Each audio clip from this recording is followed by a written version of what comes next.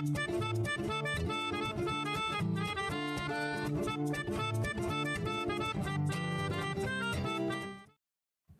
you guys, and welcome to the Steele Wars Mandalorian Roundtable. It is Saturday, 14th of November, 2020, and we are talking about the Heiress. What an episode, and what a absolute posse of crew we have got to discuss what's going on. From the Sith list, we've got Raj. How you doing, guys? From the Canto by Dispatch, we've got Emily Lind. Hello. From the Pop Culture Hour, it's Johnny Grasso. Yo. I missed that, man. Oh boy. From Castle Run Transmissions and rom-coms the world over, it is Noah Van Outlaw, Star Wars Insider. What's going on, everybody? We have got, now more than ever, from Kessel Run Transmissions, Clone Wars, Corey Van Dyke. Hey man, I got a funny story to tell you real quick. I'm in Noah's room. Way in my room, man. Exactly. So when I recorded last time, I said the light was off. It turns out it's because there's a switch for the light that I didn't know there was one. Now it works. Yeah, I'm having flashbacks right now. That's my life right now, buddy. That's always. I love it. That is Yeah. the most I Corey love it. story you could possibly have. Yeah. There's a light switch. How about that, huh? Now, Corey, it's not a competition, but my son is 2 and knows how the light switch works. Listen. And to make matters worse, he's known for about a year. Yeah. It's a real shame. It's a real shame. All right, I just well, figured that, I don't know what I thought. how am I gonna, Sal? I'm sorry. It's hard for me. It's from the Rogue Rebels. Yeah, no, I'm with you, dude. Like Sal Perales. and I've heard a lot of Corey stories. You know, like I was there for like the beginning of the Corey stories, but it's just like it's like there's the duality of the like you never get tired of the Corey story, but also the like, was this really a Corey story?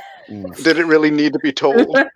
Nor do you want to know? follow the Corey story. And the answer is usually yes on both of them, because I know that what time is it? 8 in about 5 or 6 hours, might be lying awake at night thinking about my light switch in a different way.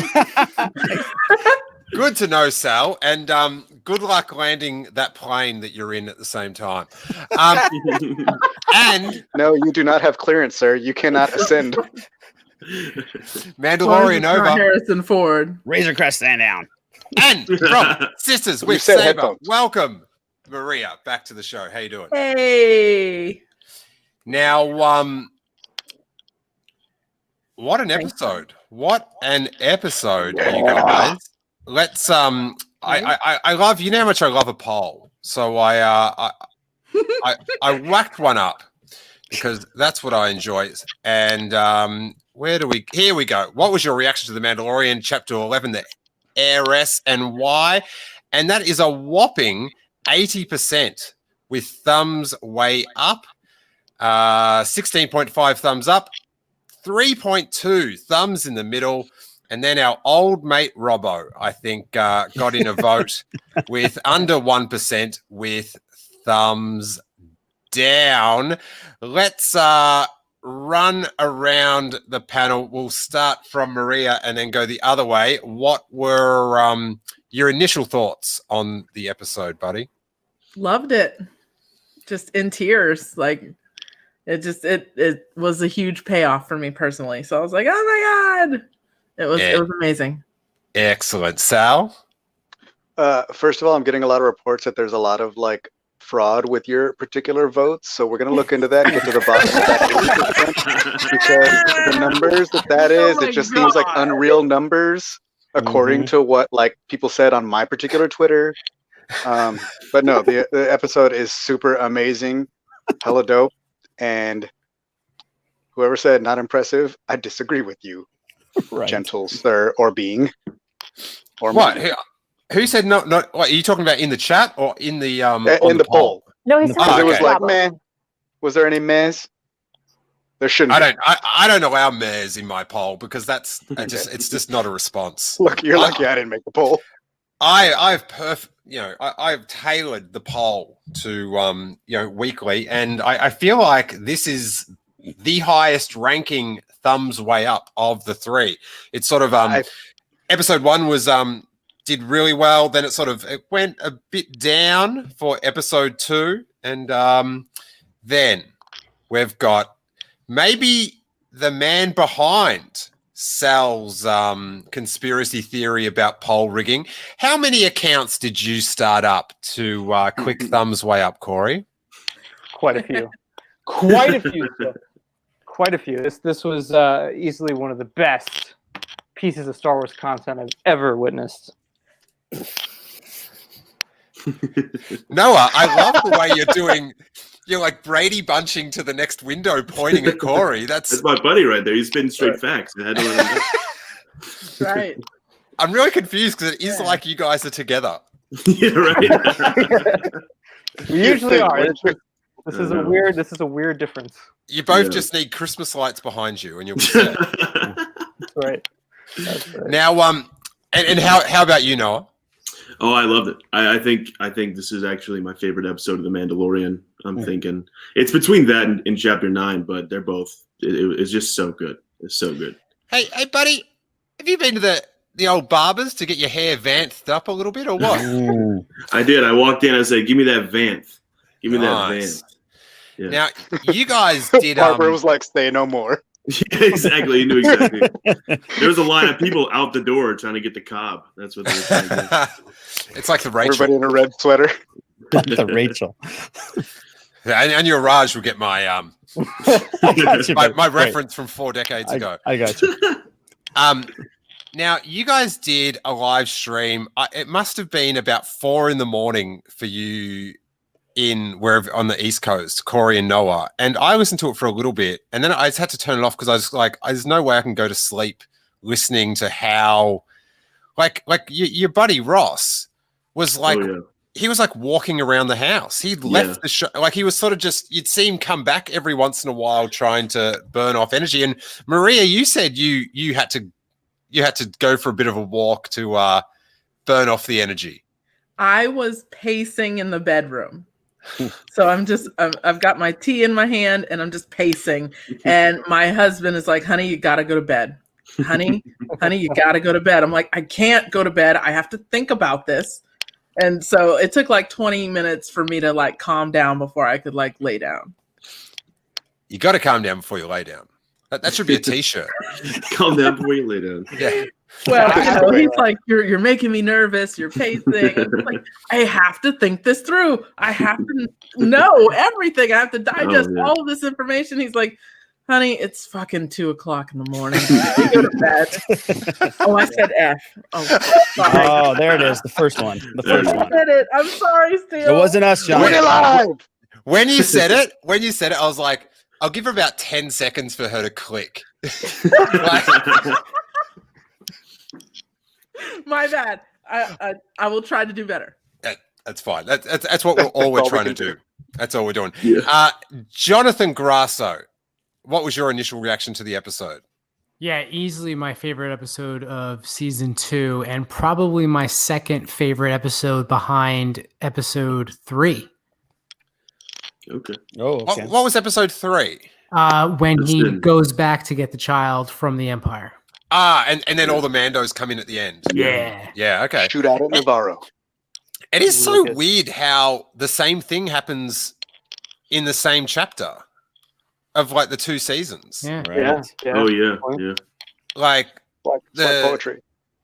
Ring theory. It does It rhyme. rhymes. There was also Right. eggs in both second episodes of each season. So That's what I was referring to when the same thing happens in Yeah. the same episode of each season. Yeah. And if I Hey, can Corey, there was also Mandos in the 3rd episode of both seasons. Where they flew in. I thought that's what you were talking about, Steele. Yeah, I was talking about all of them. Okay, I see. And also in like, is it the second episode of each episode, the Razor Crest gets destroyed? No. What? Is it? Oh yeah. Yeah. No, that's true. See? Look at you. Yeah. No, because one of the jaw was. Oh yeah. Yeah, they tore right, it right. apart. Oh yeah, the jaw Yeah. was pieced Yeah. out. Yeah. It's true. Suga.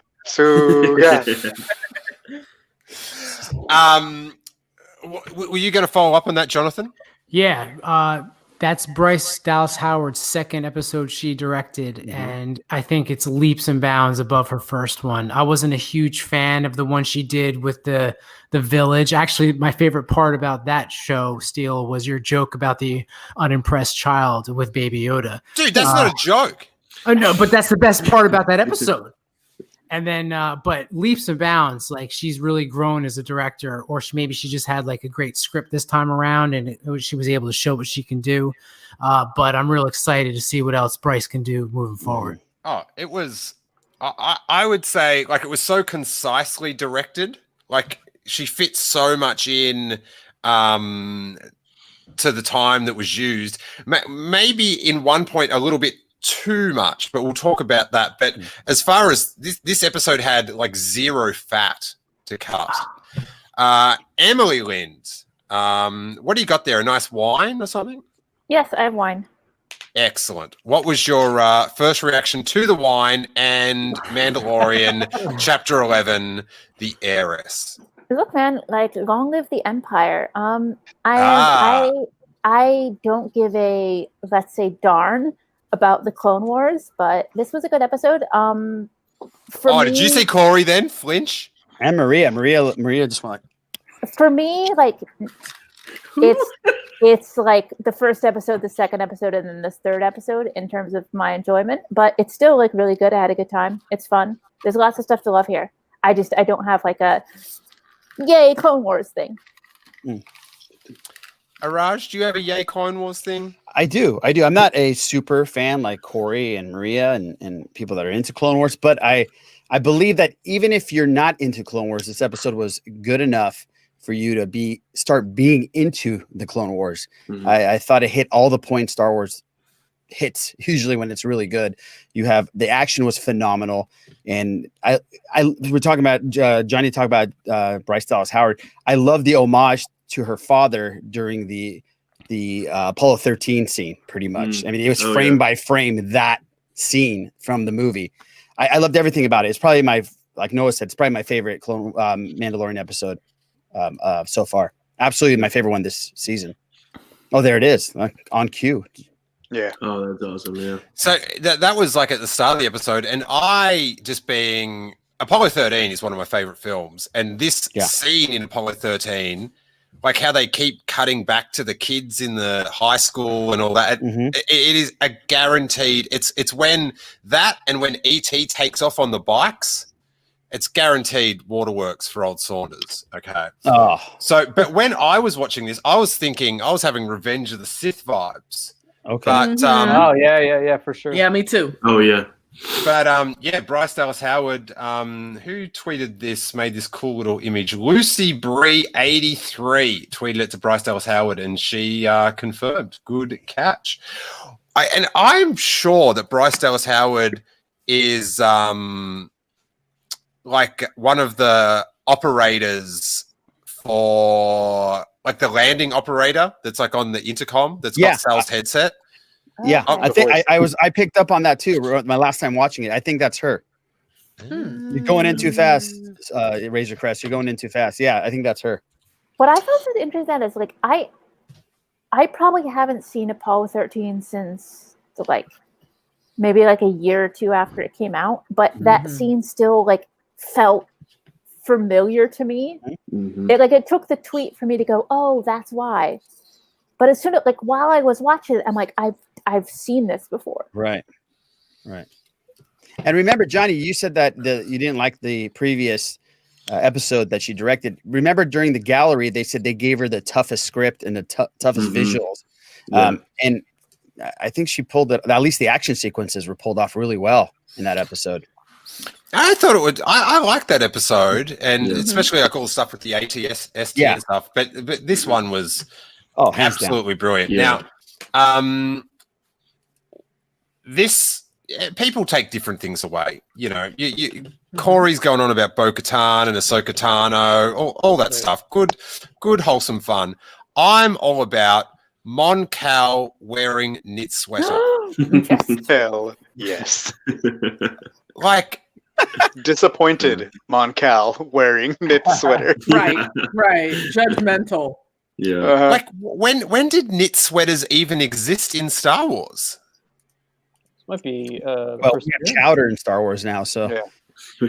I mean, It- about midnight on Friday. I Galen guess. Erso wearing one at one point in time in Rogue One? In the beginning, Might be. Yeah. when Krennic rolls up on him, he's like really hard man charming. to find. Yeah, I remember a grayish sweater he was wearing. It was kind of tattered on the right hand side. that's a really good memory. Maria.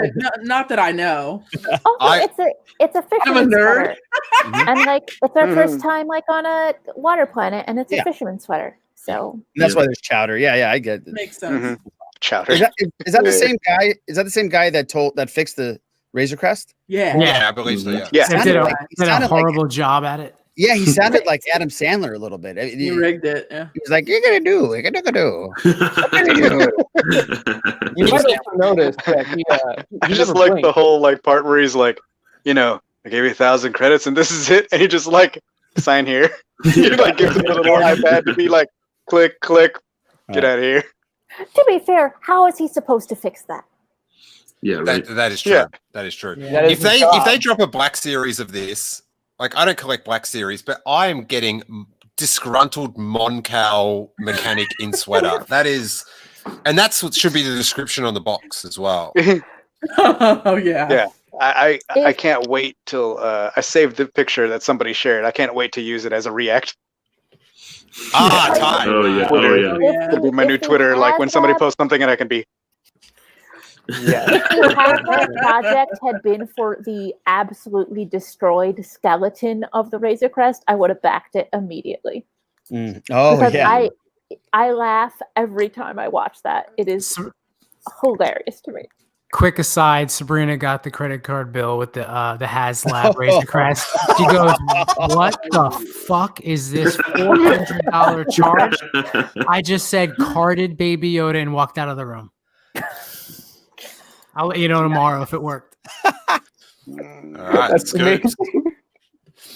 And then I saw this Sam Levine, who's a buddy from Twitter, summed up this scene for me perfectly. And that is, I just fell in love with a crane. I popped huge when the AT non-armored crane dealie boosted that out. I don't know, there's just something about that is so sick. It's beautiful. When the ship fell into the water, I burst out laughing. It delighted me so much. It was like- I love the sense of humor this show has. I know, it was like, Yeah. landed it. No, you didn't. No. No. There was I some felt great like it humor in was. this episode. That's what I Yeah, felt. it was me messing up in Pilot Wings in 1995. Pilot wings. So Sam Carey's saying that he's got a fun fact. Janina Gavankar, who plays Iden Versio, puppeted the Mon Cal with the sweater. So I could, Yeah, I thought I She dropped recognized that her on work.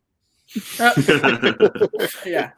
I What think did she you say, did Sal? like the eyelids or eyebrows or something like that. She was like, "Oh, I got to do one of the things, like do his eyes or something like that." Yeah. You know? I tell you what I'd want to do, if anything, I would want to do the Frog Lady's gills when she's happy. Oh yeah. What a moment. Oh, Romance. There it is. The frog romance. Yeah. That was Mhm. great. Frogman. the airport like reunion scene. Yeah. that A this little the run. Frog Lady and Yeah. Mr. Frog Lady get. Yeah. If Mando Monday doesn't result in a Frog Lady something, I'm going to be so upset. Give me a pin, give me a plush, give me anything. Yeah. Frog Lady is the best, and I'm genuinely upset that they didn't give her a name. Everybody in Star Wars get a name.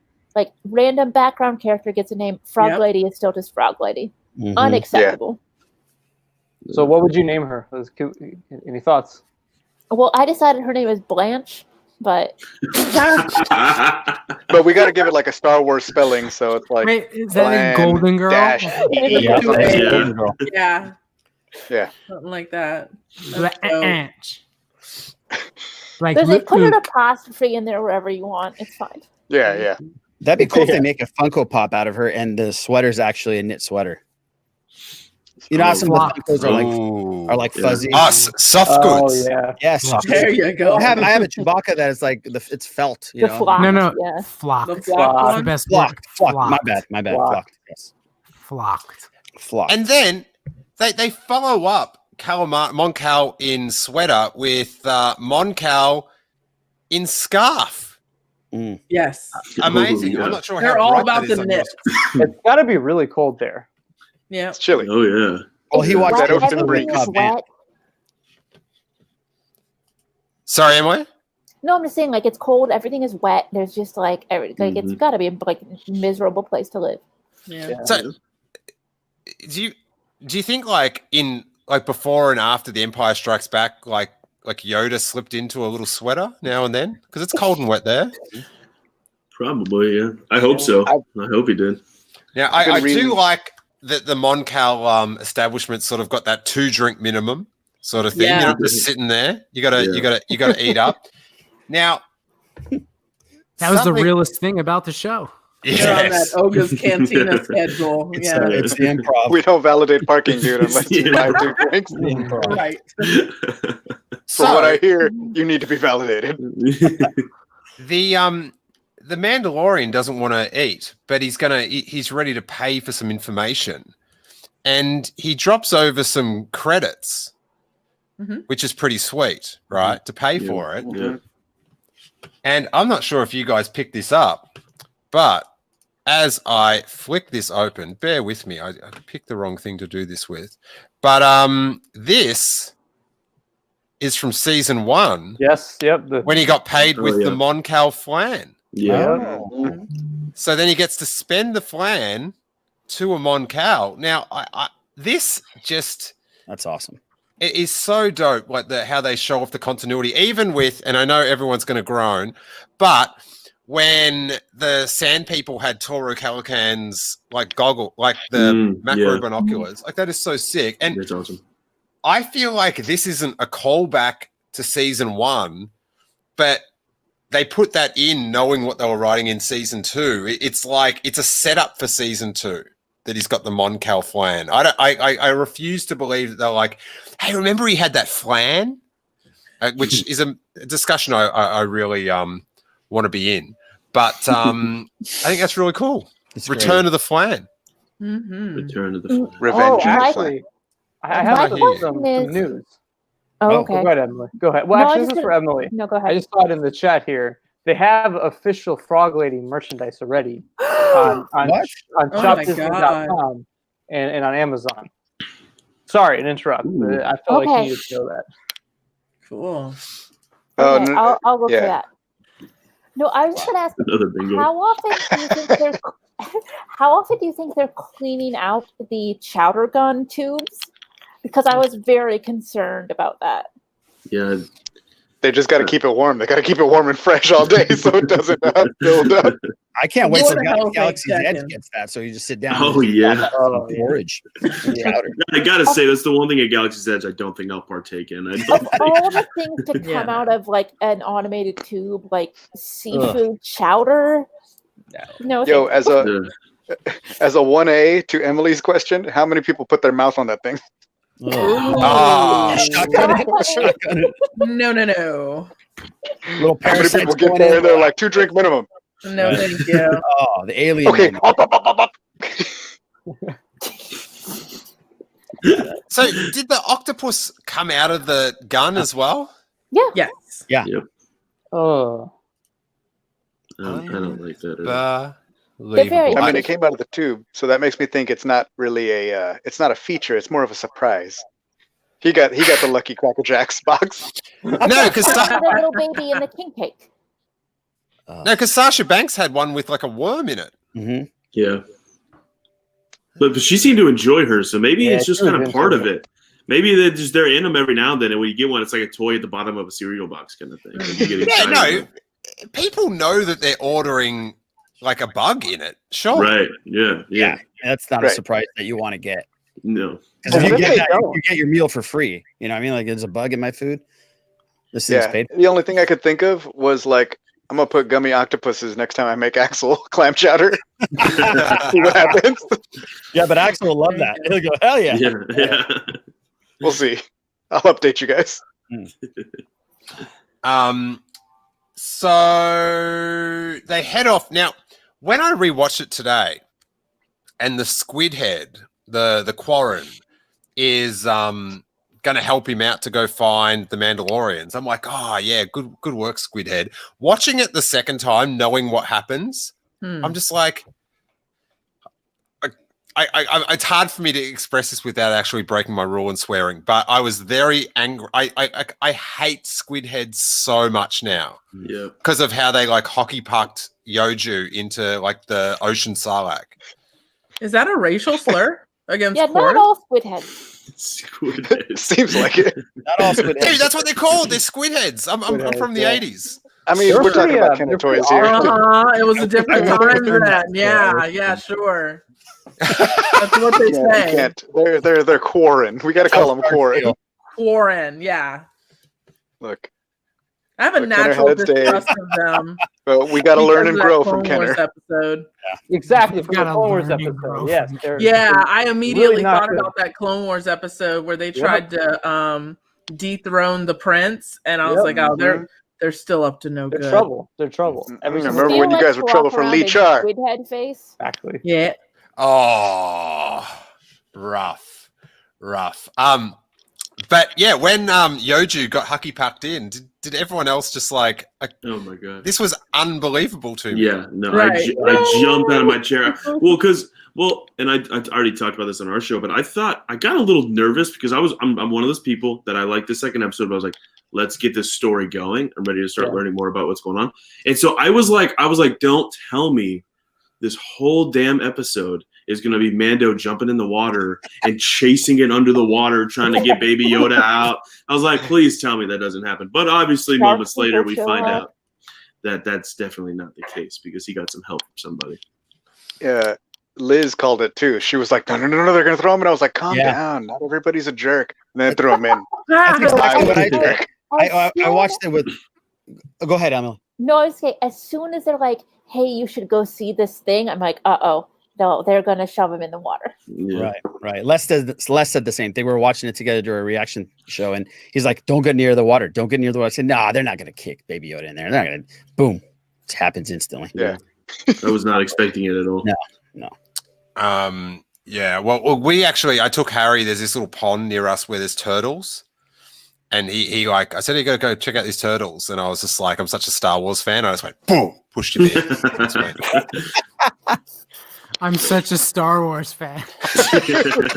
Like I watched it last night. I took him to the park today.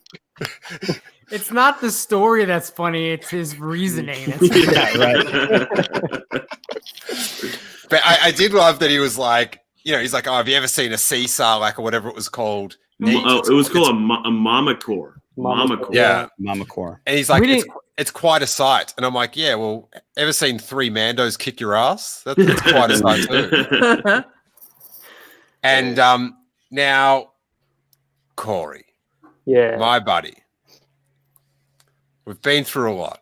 We were there for the Clone Wars saved. We were, together, same room. When these Mandos jetpacked in, and you saw the fancy little drawing on the front of Bo-Katan's helmet. Mm-hmm. Yeah. How'd you do?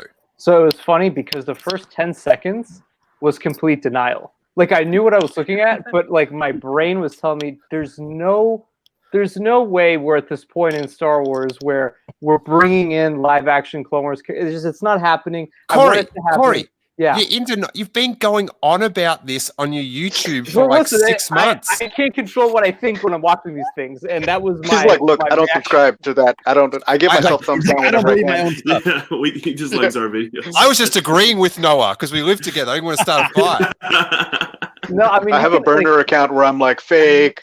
In the reaction video I did, you can actually just see me going like, no, and then once I make the connection, I screamed so loud for several minutes that our dog here just was not having it.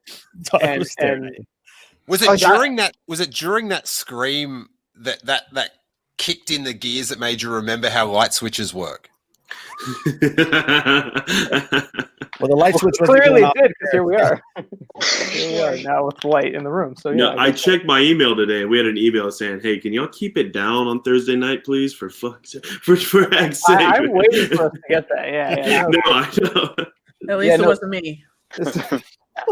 Tell next Bo door, no. Was I think the moment where I was like, yeah, we're okay going forward in Star Wars. Like Disney, Lucasfilm, they're listening to the fans. They're listening to what people want, and they just like translated Bo's armor so brilliantly well in this series. I mean, they kept the same coloring. It's not exactly 1-to-1 to how it looks at the end of Clone Wars. Obviously, there's been some time. It's like a mix between Clone Wars and Rebels, which I love. No, it looks more like the Rebels version. Right. Which makes sense because it's closer in the timeline. Exactly. It might be 1-to-1 to the Rebels one. But also, I love that the helmet still kind of has that animated look to it. You know, that's one thing I noticed off the bat. The eyes, right? The eyes, yeah, that portion. And then the minute they kept the terrible hair. Oh, I love it. Yeah, I love all of that. The minute we see Katie Sackhoff's face, I really thought that there was a chance I could die. It was so brilliantly done. Corey, there's always a chance you can die, buddy. Yes, you gotta wait. You gotta wait till Ahsoka comes on before you die. I will die. Oh my god! Isn't it great how we know that Bo-Katan was going to be in it, and we know they're going to say Ahsoka, and we're going to see Ahsoka, but we still get so excited, and the goosebumps still happen. That's the coolest part. Yeah, it was probably the most excited I've been since the Siege of Mandalore, for sure. Right. Now, I thought the way, because people always say, "Oh, you can't bring in these characters because of the backstory and all that." The way she succinctly said who she was, that she's the last person in her line, which, like, I'm sure I heard that on the cartoon, but I don't remember it. Like, it's not in my data bank. And so I thought that was done so well. I feel like, Corey, do you have headphones on? I do. You always blame me, and last time it was you. How can that even be possible? We found out on the show that it was you and not me. They're here. I can't. If they were any bigger, I'd be Sal Perales. What? What?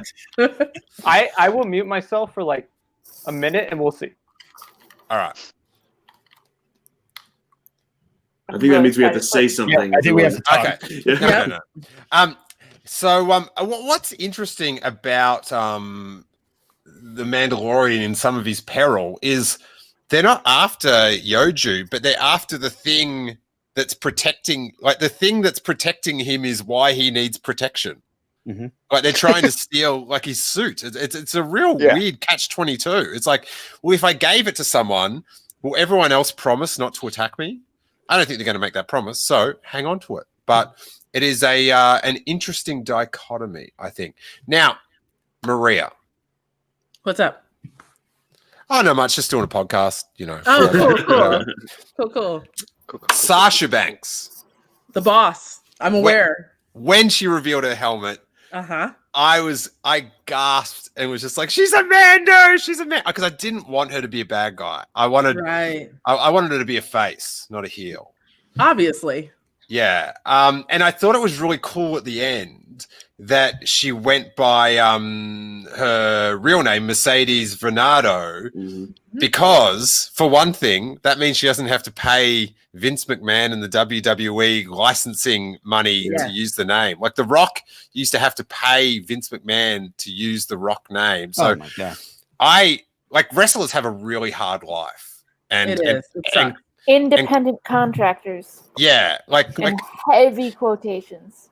There was what was it? Stacey Keibler went on Dances with the Stars, and she couldn't believe how normal celebrities got treated. Like wrestlers have to drive themselves to the next match. Oh my gosh! And they're like rent cars. They're TV stars. It's incredible. So I wish Mercedes all the best with her acting career, and hopefully she just her enthusiasm online for it, having the photo next to the credit and all that sort of stuff. It was pretty good. And Corey, I have to say that I was right about Katie Sackhoff trying to fib her way out of that hit. I was like, who you dealing with hints like that? Like, exactly. To be fair, dude, it's not the first time that she like dropped stuff in advance like that. Yeah. Yeah, well, we know the day she filmed it because she tweeted about that as well. Yeah, she was like, "This is a career highlight." Yeah. Big indication, for sure. Even before that, like she did like that whole thing on like she did an interview being like, "Yeah, I can't wait to like do Bo-Katan and Rebels." They've been absolutely terrible. This whole season, just every spoiler's just leaked, like from Ahsoka Tano to everything. They're just letting it all out. I think they were doing that on purpose. By the way, I think not having Celebration. I have a feeling that they wanted to give out some info because they were so tight-lipped in the first round. I just want to know why this guy ruined Star Wars for Johnny.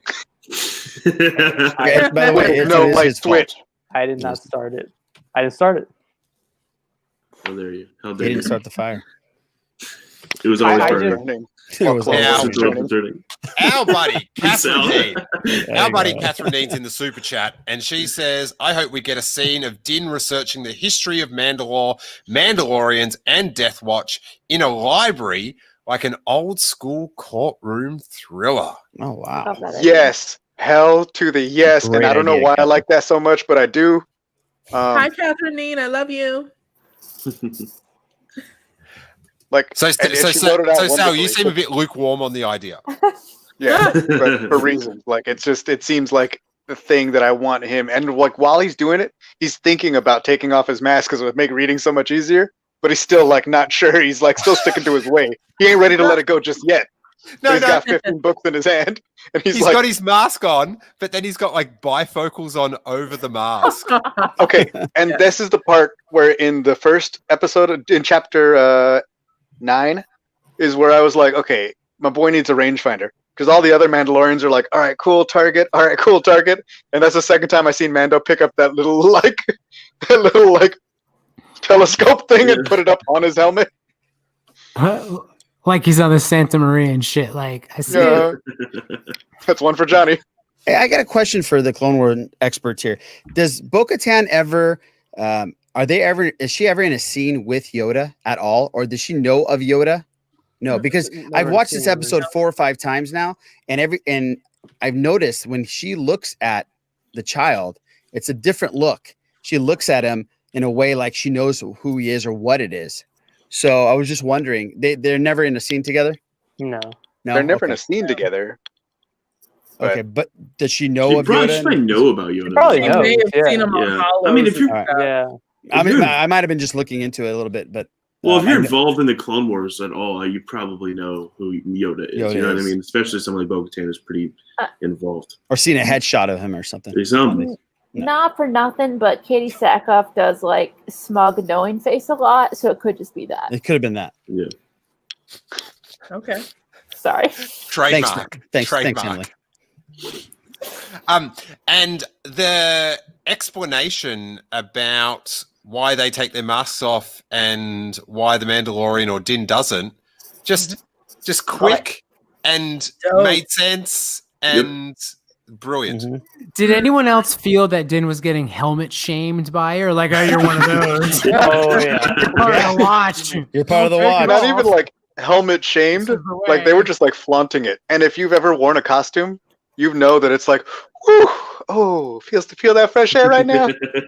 I they were just like, okay, let's talk comfortably. And he's like, what? I need to go somewhere else and take this kid there. Maybe that's why Pedro walked off the set, because they're like, they get to take him off. This isn't fair. Right. How come Sackhoff gets to take it off? Well, at least now they've set it up where he's going to be able to take it off, and we're going to be able to see his face by majority of the time.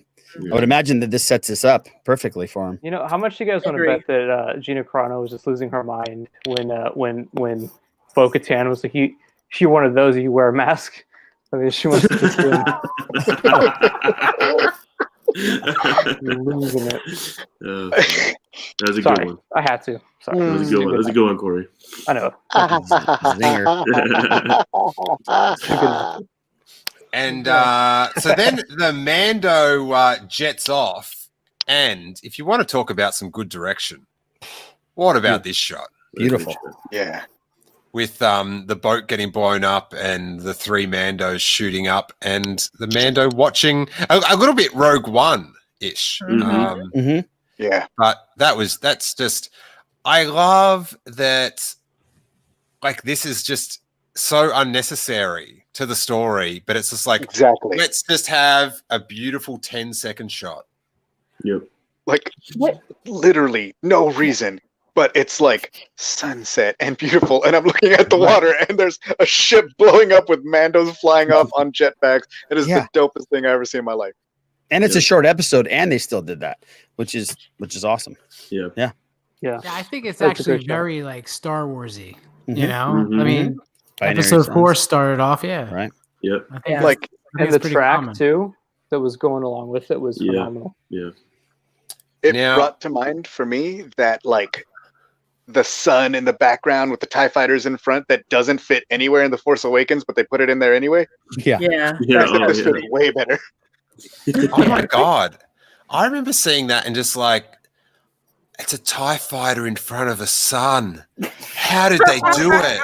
Yeah. They got you. I was the same way when I saw the X-wings over water. I was like, they can do that. Wow, they did it.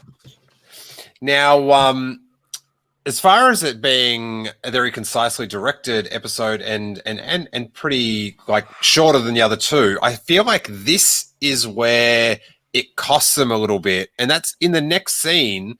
The Mandalorian's walking down the alleyway, and then the Tesks, the squid heads, attack him, and then in back-to-back scenes, you get the Mandalorians jetpacking in. I thought if I'd add anything, it's just like maybe a scene of him back at the Razor Crest, establishing that it's still ruined or something. But I don't know. I just thought it was a little bit repetitive to have two back-to-back scenes where it's like, like they're good, but spread them out. Yeah. We maybe needed just a little buffer. Sal, come on, buddy. Any excuse to have Mandos come in and whoop. Right, so If you're gonna give me a daytime scene of that, cool. I'll take a nighttime scene of them whooping ass too. No, but I don't think Steele is saying don't do it. I'm Yeah, just just saying, spread 'em like, apart. It's weird to do it like scene 1 and scene 2. Like Yeah. to do Deus Not mad at Ex it. Bo-Katan twice in a row is a little bit strange. It's fair. Not I'm mad with at it. Sal. I enjoyed it. I thought it was amazing. Yeah, well, what I did like is when Mando, I was so excited. Obviously, we all were very excited to see Bo. And then when Mando left, I went, oh, come on. I know I was really enjoying Bo being on screen. Like, let's get back to her. Don't leave. And so then I was excited because I do see what you mean, Steele.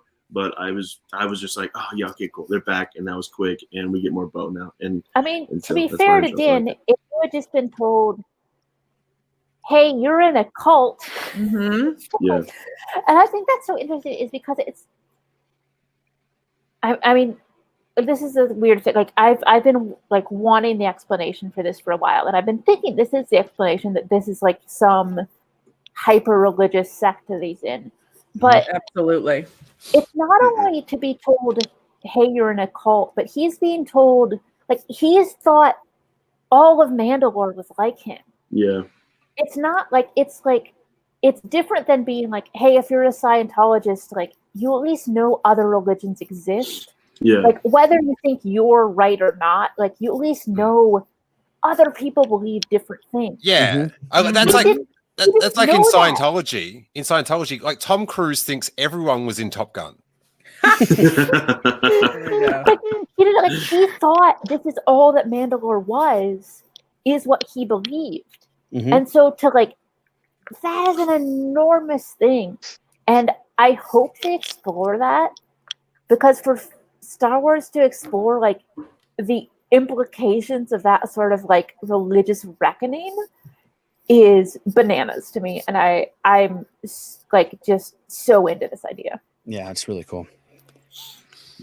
Where do we go to? This I loved this bit of action. Yes. Ooh. The boss. There she is. She's awesome. She looks I read very cool. I read Doing the somewhere that this whole scene is an homage to another film that Bryce Dallas Howard really likes called Big Boy or Big Brother, some weird other movie, independent film, where they do this kind of thing. Yeah. They eat worms or what? Yeah, I mean they eat weird stuff, and the way that they suck the worms in and eat, like it's like straight out of that movie. Interesting. I was joking too. Even that's the craziest part. Yeah. Anybody remember that like Tartakovsky Clone Wars? Yes. Mm. Yes. Where sir. Anakin's just like sucking down Yeah. worms? Slurping down. Yep. I don't remember the worm. I'll have to go back and The I'll whole just funny scene. I'll just watch It's that an on Old Boy, I'll just watch isn't that on Disney Plus. Yeah. Yeah, there it is. Emily, what did you say? Oh boy, Boss. That's right. which Spike Lee remade. Yes, and I think that's it. It was a Korean Wow. like revenge. It's a That's exactly the one. That's exactly the one. I can't recommend it without some extreme warnings Oh boy. because I can't swear on this podcast. But check out Old Boy. It is a Old Boy. Yeah. don't It's an watch it homage with your to- family. Don't Old watch it with your Boy. family. No, Don't watch no, it. no. Don't watch it with your family. But it's Yeah, an that's the amazing one film. that they. But they were do doing. eat like the live squid in it, Mhm. and it's quite intense. There it is. That movie gave me nightmares for like a week. Yeah. I was just traumatized by it. So I'll pass on Old Boy. I just thought it was dope to see like not only the SmackDown Women's Champion, but also a woman of color, as a Mandalorian. Right. I was super happy about it. It's just so inspiring. And she was pretty vocal on podcasts and interviews that she wasn't getting the screen time she wanted to get, and instead of being complacent and complaining about it, she went out and actively like searched for something else. So I'm really happy for Sasha, and wish her all the best in the future endeavors, whatever they may be, but hopefully they're a spin-off series or something, because I would love that. And she saved the child, by the way. That was her that saved the child, right? Oh yeah. Mm. It's like I'm on And it. she's Snoop Dogg's cousin, for whatever that's worth. Yeah.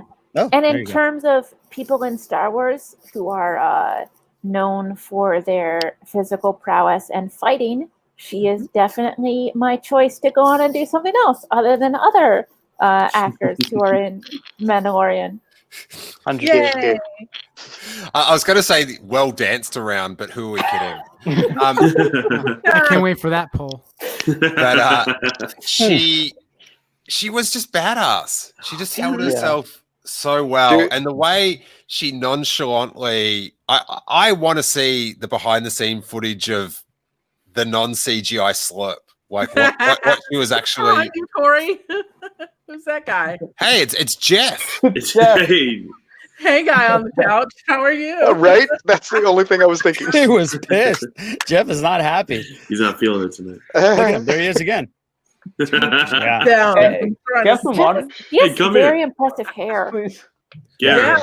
that's what I was Garrett. gonna say. I was He's got, like, kind of feel Stranger like we're- Things Is it- hair. Isn't he in Stranger Things? Hey, but Right, Yeah, right. if you're in Ross, Stranger he gets that all the time. It's Does funny he? Yeah, too. he look. Oh, He yeah. looks Things. like it. I kind of feel like we're about to watch Corey get murdered. Yeah.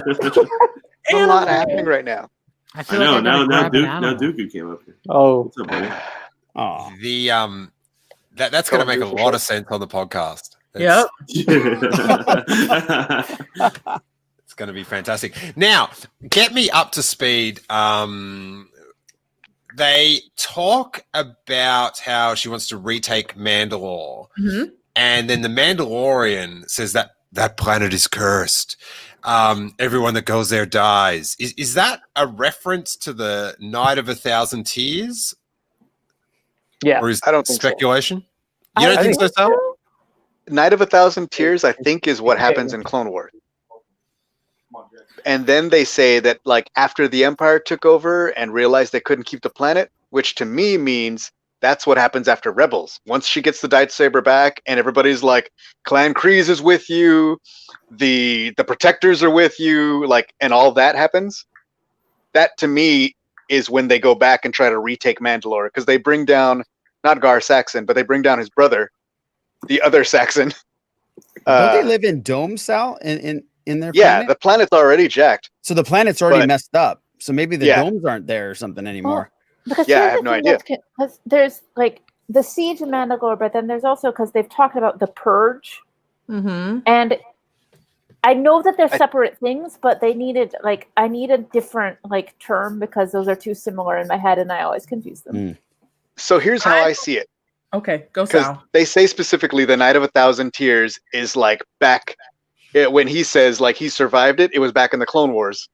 So that's the night that they took Maul. That's all that. All that Mhm. separatist, all that stuff that happened, that's Night of 1,000 Tears. And then they sort of get taken over by the Republic and taken over by the Empire.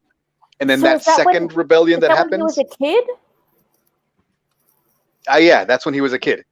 Okay. Obviously, he wasn't on Mandalore. I don't know where he was, yeah, but yeah, like yeah. Mhm. all that happened around the same time during the Clone Wars. And then Ah. the second thing that happens is after Bo-Katan gets the Darksaber back after Rebels, Mm-hmm. like during Oh, the okay. time of whatever the original trilogy would be, whatever happens there, and that's when they really start hunting down Mandalorians. That's probably why Mandalorians are so scarce now and hiding in small coverts or whatever. So And that's how I then- see it. And then off screen, Sal, she loses it to In theory. So Last time we Mandalore see had, it's in like, her hands. Now it ain't. Yeah, it would be after Mandalore's Rebels. had like 3 major, like catastrophic, like Mhm. takeovers. I mean, probably Yeah. more. Yeah. but They've like, gone think through they- a lot. They've gone through Yeah. a lot. Well, I- didn't Mandalore get completely leveled in Rebels? I think so. No. Well, it was the I same think planet. Roy. Desolate now. They were going Bravo. up to the. Don't listen to Rob. First of all, uh, the purge I think happens after Rebels, after the events of Rebels, and Right. the Night of 1,000 Years is during the Clone Wars. Does that make it Mhm. easier? Wait, what? Hold on. Agree. What? I think that's 'cause no. I I think thought the Night of 1,000 Tears was the purge. yeah. I don't think it's you think it's during the Siege of Mandalore. I thought. Yeah. Interesting. Wouldn't that insinuate that Moff Gideon was there? Yes. I'm Mhm. guessing he wasn't a Moff then. Well, But he yeah. said he was there during the Night of 1,000 Tears, but Mhm. like he was never with like Ahsoka or anyone. Oh well, unless he was. I mean, he in might have the been there. We just don't. Maybe you it know. was don't know, Mandalorian. yeah. I see what you're saying. Okay, yeah, that's Yeah. interesting. I mean, he could have gotten it after. I mean, he didn't have to be right away. right. I mean, he There's a lot definitely of got it after. Yeah, But- he got it definitely. I after wonder if we're going Rebels. to see a backstory to this. I mean, we A have flashback to. scene or We We had a something. have to. flashback towards have the end to. of season 1. Yeah. You Yeah. can't Right. not explain it. possible. Yeah. I don't think there is a curse. I'm just going to say that. I think it's something that's designed to keep the children of the Watch away from Mandalorian. Right. I think it's designed to keep them separate so that there's no confusion about what their belief system is. So it's a way of controlling those individuals and keeping them away without actually doing anything. By the way, Thank the you, Sam. Children of the Watch is like the Oh. coolest cult name ever. Yeah, Dope. it is. Mm. It is a cool cult name. True. When Bo-Katan said she can lead you to Jedi after looking at the other 2 Mandos, Mhm. I found that fairly exciting. Mhm. Yes, of Oh, course, yeah. of course. Mhm. And the Oh, headband. The headband was also exciting for me.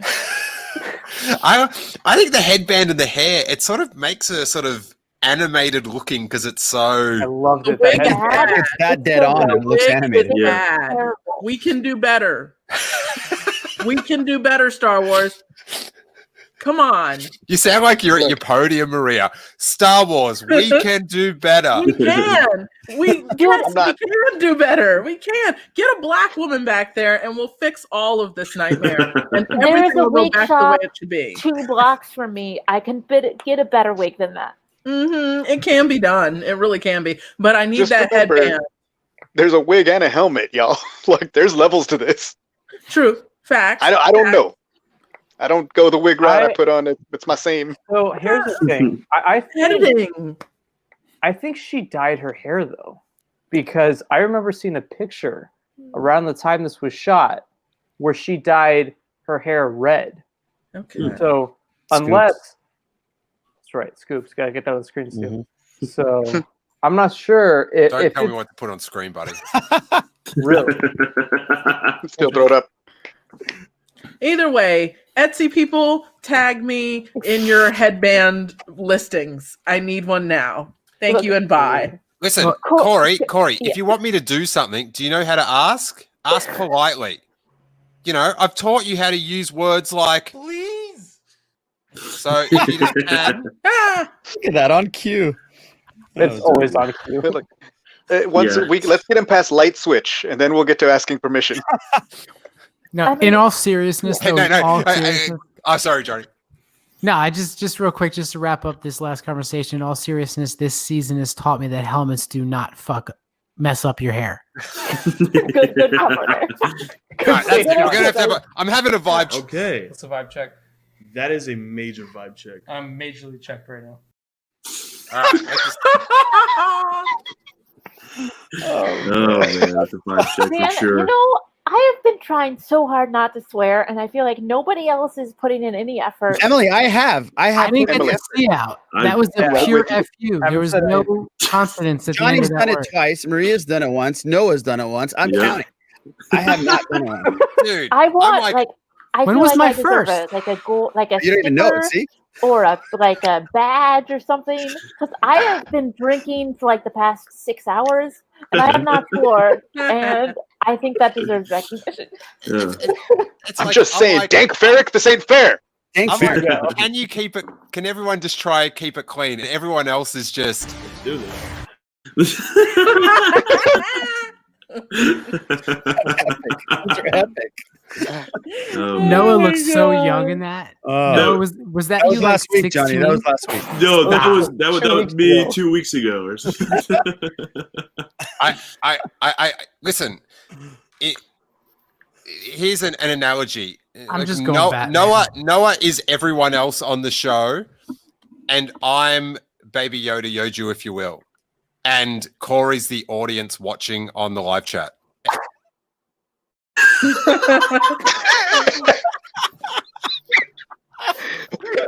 What? I haven't seen that one. It's I worth haven't seen. Oh, I've never seen that one. I haven't seen that one. Steele, do that again. Steele. Try that again. It's quite stunning. And like I said on Steele's show last week, that same Baby Yoda there, nowhere to be seen. The next day, Noah took off on the plane and still can't find him. So Why would it real be there? problem going on. Oh, funny stuff. That's I haven't seen that clip yet. Steele, that is hilarious. Oh, dude. that's awesome. I don't even remember doing that. Honestly, I do. Yeah, that'll hold up in court, buddy. And so yeah, in the when they're having dinner, I felt like they set up the parameters of like the mission at the end really well. With like they had to do it before they went into orbit, and I felt like they set like they really. It was a pretty watertight plan, like establishing why they had to do stuff and why it was all focused on that. So I felt like it was really well done in that regard. Then, of all things, Din Djarin needs someone to look after his little Yoju. So he takes it to the family where the Yoju has been just sucking back family members left and right. Right. And we get this beautiful shot of one of the little tadpoles coming out. But, you know, and we talked about it so much during the week, the reaction to this. And people kind of thought, you know, some people that have said that this sort of vindicates it because one of them got born and stuff. But as a viewer, I would have like teared up probably if this was more of an ET moment and the creature that Yoju, like, I think if he had been protecting the eggs from the spiders in like in cute ways rather than trying to eat them, when one of them got born and his job as a protector was done, like, I just thought that would have been so much more an enriching part of the storyline rather than like, he eats them, guys. He sure eats them. Because there is that same scene in the episode 2 when he first sees the and he's like leaning against the thing, like they do that same thing there. And when it first happened, I'm like, maybe we were all wrong, and it's not about him eating the eggs. He's like forming some sort of force connection there. Maybe he's like, oh crap, there's like 4 of those in my stomach swimming around right now. He's like those kids that ate a watermelon seed. Yeah. As someone who has had embryos frozen and discarded, I don't care what happens to the embryos. I've practically begged that woman to flush them down the toilet, and she wouldn't because she was a pro-lifer. So that's a whole nother issue. But what I'm saying is to say that if the parent has their spawn and they're happy, then who the hell cares? Yeah. Just let me tear up, Maria. Anytime there's a chance to have Yoju in an ET moment, oh, here we go. Give me my ET moment. All right, fine. Well, no, I would say that thing is if the parent is happy and has their like embryo, then it's fine. But like because they had that thing last week where it is like just her, like all we see from her is this utter like concern and protectiveness. Like that's why that humor doesn't work for me. Yeah. Like if it had been anything else, like if she's just like, hey, there's like 20 eggs in there and like one of them hatches, that's great, then I'm fine with it. But that's like not what they told us, and so that's why that doesn't work for me, because I'm like, it's not, I get that. Yeah, like I don't know. No, I totally get it. And last season, everyone was speculating that Baby Yoda would be kind of snarky or grow up a little bit and be like an angsty teenager. And I think this is kind of like one baby step towards that. Like, I think they were really trying to give us something like what the fans had speculated on. And I just don't think it hit on the right notes for everyone. And that's okay. Like, you know, we're going to try some stuff. And I didn't use the S word. See, I can do it. And some stuff's going to work and some stuff isn't going to work. And that's okay. Yeah. It's such a, I think we milked it dry. I do feel like though that if someone is upset about something in a show and you're one of the creatives, don't start talking mean about them. It's just feedback. Dude, shout out to Phil though. I love how he just like broke it down. I forget his last name. I can't pronounce it. Oh no, I had a problem with that because he was like, "Hey, it's supposed to be a joke," and and in my opinion, I'm like, yeah, everybody knew it was supposed to be a joke, and that's sort of the problem that they have. Like, I normally really agree with him and think he's right on, but I'm like, but that's not the issue. Like, the issue is that you meant this as a joke. Like, that's the problem. Like, nobody didn't realize it was supposed to be a joke. The other thing about it being a joke is you hit it 3 times or 4 times. It's like, well, like, it's like that's sort of like, sorry, Noah, but that's always sort of my concern after the first season, and they haven't gone there too much, is everyone's so in love with Yoju that it's just going to be like, like they are going to rely on it too much. Sorry, Noah. No, I was just saying, like, I didn't realize how big of a. Obviously, I knew in the Star Wars community we were talking about this. A lot of people had issues with it, but I literally today got a text. I got a text from my grandma today, and say, and she doesn't watch The Mandalorian. She texts me, "Why are?" I thought you were going to say, and she died 12 years ago, and I was going to say, no, but she doesn't. Another episode of Unsolved Mysteries with Noah. Outlaw. No, she's How'd you get a thinking. text from your grandma? Somehow. Yeah, I would definitely be on a podcast if my 12-year dead grandma would text me. But this has gotten so dark. Holy shoot! Hit me up for the reenactment. Holy shoot! Well done. Holy shoot! Thank you. I'm really trying over here. Well done. But the thing is, she texts me. She goes, "Why are people mad at Baby Yoda for eating eggs?" And I was like, "What?" I was like, "What?" I did not realize it was this big thing. I mean, I knew people were upset about it, and I see all the reasonings, and there's some valid reasons for sure. And I don't even know how I feel about it, but it was crazy. Maybe it's just my humor, but I just thought it was funnier the more he did it. I mean, I'm just a sick F, I guess. I just kept laughing. Yeah. No, and look, like this has been litigated like out the wazoo, but like I would have if it weren't Star Wars, like if it were a darker sci-fi show, like if it had been Farscape, totally fine with it. Not a problem whatsoever. That show is effed up. They do all sorts of really dark things. In Star Wars, in a, like this is a show for a family to watch. I'm just like, I wish the joke had just been he keeps trying to eat the eggs. Yeah, I just wish she was looking after them. Yeah. Like I sort of don't see what's to gain. Like, is there something thematically to all these things going in his mouth, or is it simply he eats everything? Like, is like even he's a baby. He's like, that's what they do. They put everything in their mouth. True. I mean, to me, the whole thing was just like, was the Mando's a terrible dad? Like, no, dude, stop. That's not enough. Like, you gotta you need to put these, give them to the mom and have her hold them all day because that's the only solution here. I will say there was one of my favorite jokes in this episode, or there was one of my favorite moments was when Mando leaves the Baby Yoda with the frog couple, and he says, "Behave yourself. You know what I'm talking about." Right. And he walks away. It was so funny.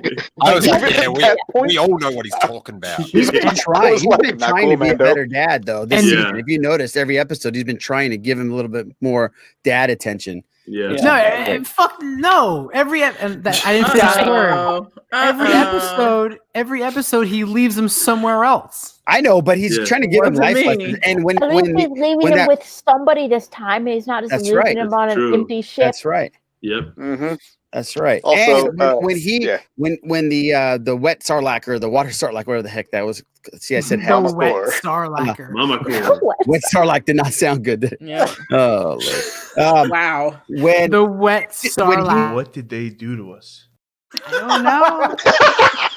Sounds like a Why didn't we have a scene of the frog lady counting her eggs and realizing some were missing? That's what I'm saying. I was she didn't counting even know how on many eggs were missing. Yeah, I thought they're all bad parents. the dad would be concerned at least, but no, they didn't. Yeah, the dad didn't and they count let him eggs. back into their home. Right. If I get home from Trader Joe's and one of my 12 eggs are cracked, I'm like, I'm going back. Exactly. I'm going back. You're going back to Trader Joe's to exchange it. Guys, we've missed the whole message here. Star Wars is about being a bad dad. Vader. That's true. Like, it rhymes. That rhymes. Are there any good fathers in Star Wars? Galen. Emmanuel Doza. Galen was good. Shut up, Emmanuel Doza. He's got some problems, but Yeah, okay. The Dozas are the best family. Galen sent his daughter off to live with some resistance fighter. That's not a good dad. Dude, if you're sending your daughter off to Forrest Whitaker, you've got some issues. Yeah. Space Jimmy Smits. Yes. Yeah. You're right. Yeah, okay. Trust her with my life. Yeah. Me and my wife always wanted a daughter. I'll take this one. Space Jimmy Smith is perfect. Okay. I'll take this one. Like there's a bunch coming through. Like there's He points to one of the eggs. Oh man. No, but for real though, the Dozas are the best space family. The mom and the dad are both there and present in their daughter's life, and they love each other too. I like the Dozas a lot, but also like he needed to be more honest with his daughter about what the heck was going on all the time. That's a little fair. The paralysis are pretty good. I'm not taking arguments at this time. Speaking of fathers, though, when because in the Mandalorian, like in like the sequel trilogy, like Rey was my conduit, and in the original trilogy, like Luke was, and Mandalorian is my conduit in the Mandalorian because he's a daddy and he's looking after his little Yoju. Like Raj could probably relate at this time. Yeah. Sal might have distant memories, and Jonathan, but Oh, just wait. it was so timely how he comes in and goes, he's like saying, be respectful. Like this week, I've been working on teaching the word respect and what it means. Like, so like when he like, sometimes he gets too excited and like hits me in the face. I'm like, you got to respect faces. Respect. If you have to respect people's faces because he doesn't respect the face, Emily. Yeah. No, Hey, I hear you. Hey, Still. listen, No, buddy. I get it. You get slapped by that little power hand at 4 a.m. and Yeah. see how much you're laughing. Right. True. And it was just such a like, I was just like, oh my God, that was like Wow. exactly what I was living. I am like a really boring version of the Mandalorian. So, but and I don't wear a mask just emotionally. Oh. That was deep. Wow. If Oh, I had yeah. a penis, I could relate to that.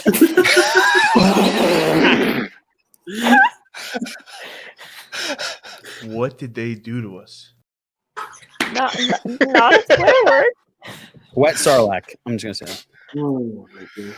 Oh, So the Clone Wars, huh? We got some cool references. We're only like halfway through this episode. Yeah, I know. But we're about to get to the fire. oh my God. So, the ship. I'm trying to move on with this. Do that. Good luck. All right. I'll wait. I wish I was quick enough that when Maria suggested if I had a penis, I could have gone.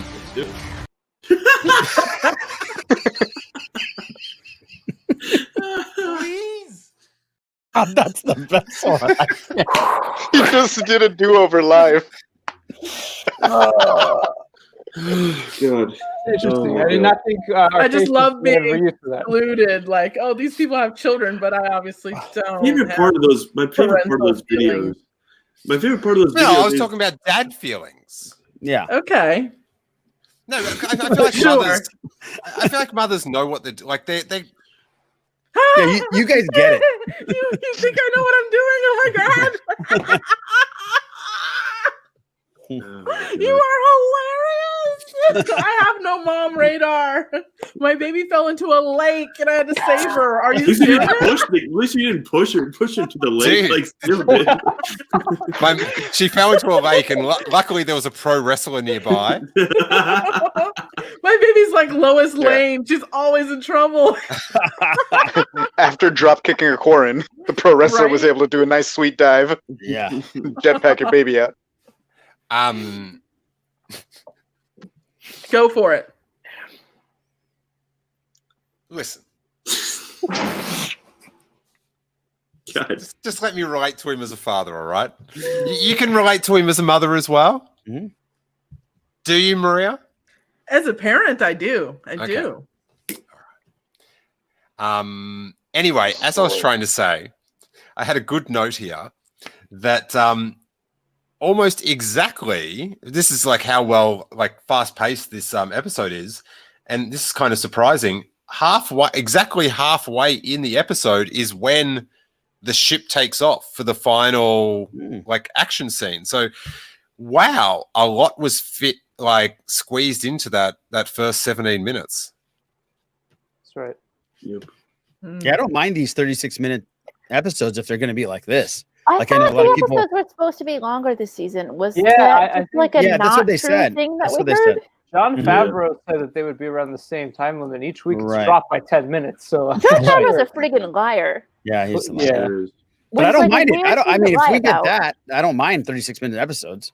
As long But, as but Raj, imagine an hour-long episode where they could really, they could do more stuff. You know what I mean? I don't know. I But see no, what you mean. But the thing is, no, what happens is I love the season 2 premiere, but what happens is you have 5-minute shots of people going across the planet or across the desert, and just continuous. I could have had several more minutes of Titus Wolver's handsome face. Yeah. I'm fine with it. Yeah, exactly. I'm sure we're gonna get to that, but yeah, he's phenomenal. Detective Bosch. Yeah, Bosch is the best. Now, Mr. Black. Mr. Lost. Black. Yep. Previously, I've been a bit down on the Mandalorian. I always thought the jetpacks when I was little were like just little boost jetpacks. Do you know what I mean? So when they jetpack like next to ships and stuff, I'm like, yeah. But I do have to say that they're doing the jetpack like the way it's. I don't know if they've got this technique from Iron Man or what, but they seem to have this awesome sort of panning camera. It just seems very real. Like it's not just CGI, they're just jetpacking across. There's some sort of like tangibility to it. So I've turned. You're against it, Emily? You're not turning with me? I hate it. It looks dumb. I hate it. Oh, I love it, man. It looks amazing. Yeah. Just to go back to where you were talking about the shot of the Gozanti cruiser taking off, and then like the 4 jetpacks kind of cut like that shot. I was like, yeah, right. Yep. Yep. It felt like a live action Clone Wars episode the whole time. Yeah. Or Facts. 100%. That might be my problem with it. Right? Corey's gone. Corey left. Corey, come back. I need you. Hey, y'all don't judge my my curtain situation either. Those are put up there by thumbtacks right now. Oh yeah, Is let's that have a look. Let's switch it up. Find the light switch. Is that an actual We're all window? good, buddy. Because it sort of looks like it's if there's not even a window there, and you just hung a curtain to make it look like there's a window. No, there's definitely a window there, and it's very bright in the morning. So I was like, let me. Is that I a can't show Dyson? you, but it's definitely there. All right, Corey needs to come back. Y'all need to see this. Y'all need to be seeing all this. Do you have a podium? What is in the other corner there? He's back. It looks like a chest or So something. the thing is, we got a vacuum handle, a lightsaber actually, right under that light switch that Corey figured out the other day. What's in the other corner? Because it looks like a little podium where you give a speech. It's an Amazon box, Emily. Okay. And then on top But of I can stand it up and speak into it. Exactly. Yeah. Then it turns into a microphone, and then I give speeches. Yeah. Yeah. Nice. God, your room is just crying out for a new season of Queer Eye. Really? I mean, I was thinking about that the other day. I was like, I gotta go to like Target or something. I gotta get some stuff for the wall. Yeah. I gotta do something. But anyway, thanks, Corey. Thanks a lot, Corey. Now everyone's looking at my room. The entire podcast was about Noah's effing room. So, The entire podcast. We're live, homie. Yeah, it just gives you incentive to clean it when you get back. It's pretty clean, but whatever. Okay, Really? let's move on. Mandalorian, yeah. Star Wars, Steele Wars. Well, I want to talk more about Noah's room. Emily, I'm going to give you a chance to talk about the Man in Black. Okay. Well, you call him Man in Black. It's Titus Welliver. I think of him as Mr. Adams from Deadwood. This is now the third Deadwood actor we've had this season because we had Timothy Oliphant and W. Earl Brown in the first episode. And he's perfectly cast as an Imperial officer. He's a great bad guy. He is like perfect for the sort of like officious Imperial dude. I was so freaking excited to see him. They didn't give him a name either, Emily. I know, I'm sort of sad about that. He's just but the captain. Whatever. I want a toy. I want something. I was the whole time like, this guy's so familiar. Like, where I don't watch that much television. How do I know this person? Come on, Phil. You watched a lot of Lost. You watched all of Lost. You love Lost. Yeah, he didn't wear a hat in it, but that's the thing. The hat got me. But if I wear a hat, you still know it's me. You probably didn't recognize me because of my red hat. When he walked into this cockpit, it's so like Return of the Jedi. Like I just gasped at the imperialness of it all. It's something This is one of the things I've been like most excited about in this timeline, which is empires don't disappear when they fall. Mm-hmm. And I think that's something that needs to be explored. And we've seen it a little bit with Werner Herzog. We've seen it a little bit with Moff Gideon. But this is like a straight out, like, everybody's in uniform, and it's not even like the remnant stormtroopers we saw with Herzog where they're all like dirty and kind of like gross. Like, this is a serious Imperial ship because fascism doesn't disappear. And I cannot wait to see more of that. Like the whole, like the long live the Empire thing, like gave me the chills. The Hail Hydra scene. Yes, exactly. Yeah. Like I'm so fascinated by that. Yeah. Like that the Empire still exists to the point where he was willing to like suicide crash this ship. Yeah, it's crazy. Or something that doesn't exist anymore. Yeah, well, that's Emily. That's what I was thinking too. It's like, well, but the one thing about season 1 is anytime we see stormtroopers, well, except for or any Imperial people, except for at the very end when Gideon shows up, and even when he does too, the Death Troopers look cool for sure. But it seemed they all seem very beat up and dirty, and they look like they're on their last leg. And I was like, is that really the case? And then this episode, and like Steele mentioned, it's straight out of Return of the Jedi, like. You know the opening scene of Return of the Jedi where they're like asking to land on the Death Star, like, and they're inside the cockpit, and it's just like that's exactly what I thought about, and I love it so much, and I was so excited to see that again because you're right, like the Empire would not fall in like 6 years, you know what I mean? Like it would take a long time for it, and I love the Long Live the Empire stuff because they have a plan, and I'm ready to learn what that plan is. Yeah. Hey, Johnny G says, "Long live the Empire" in the chat. Hey, Grasso. So Johnny G, I didn't know this for a while, but he lives in Sydney, and he's like a really good commenter on like the YouTube videos, and I really appreciate that. I like the getting someone to go, "Oh, nice video," and it's really cool. For about 2 months, I'm like. Yeah, Grasso is the most supportive friend. He's on YouTube, leaving little comments for me, saying nice video, asking me questions. And then I don't know how I asked him if it was Grasso, and he said nah. And I was like, I then begrudged you for your lack of support over the last few months. Where were you, buddy? Seriously. I literally thought he commented earlier. I thought it was Johnny over there, just like talking to the I always chat. thought that was Johnny too. But you know how I knew it wasn't Johnny? Because earlier, this new Johnny said, "Isn't Clone Wars that kids' cartoon?" LOL. And I knew Johnny wouldn't do me like that. That was my tip off. Never. No, the best part was when Steele asked him if he was me. He was like, "Who the fuck is Johnny Grasso?" Fourth time, Johnny. Fourth.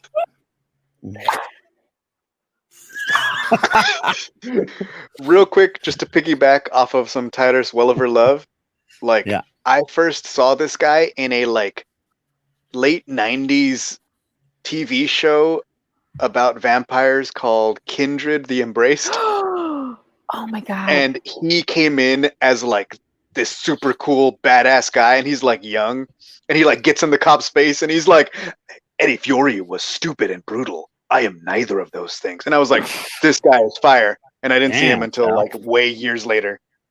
All three of those guys in that cockpit were in Agents of S.H.I.E.L.D., by the way, including Titus. Yep.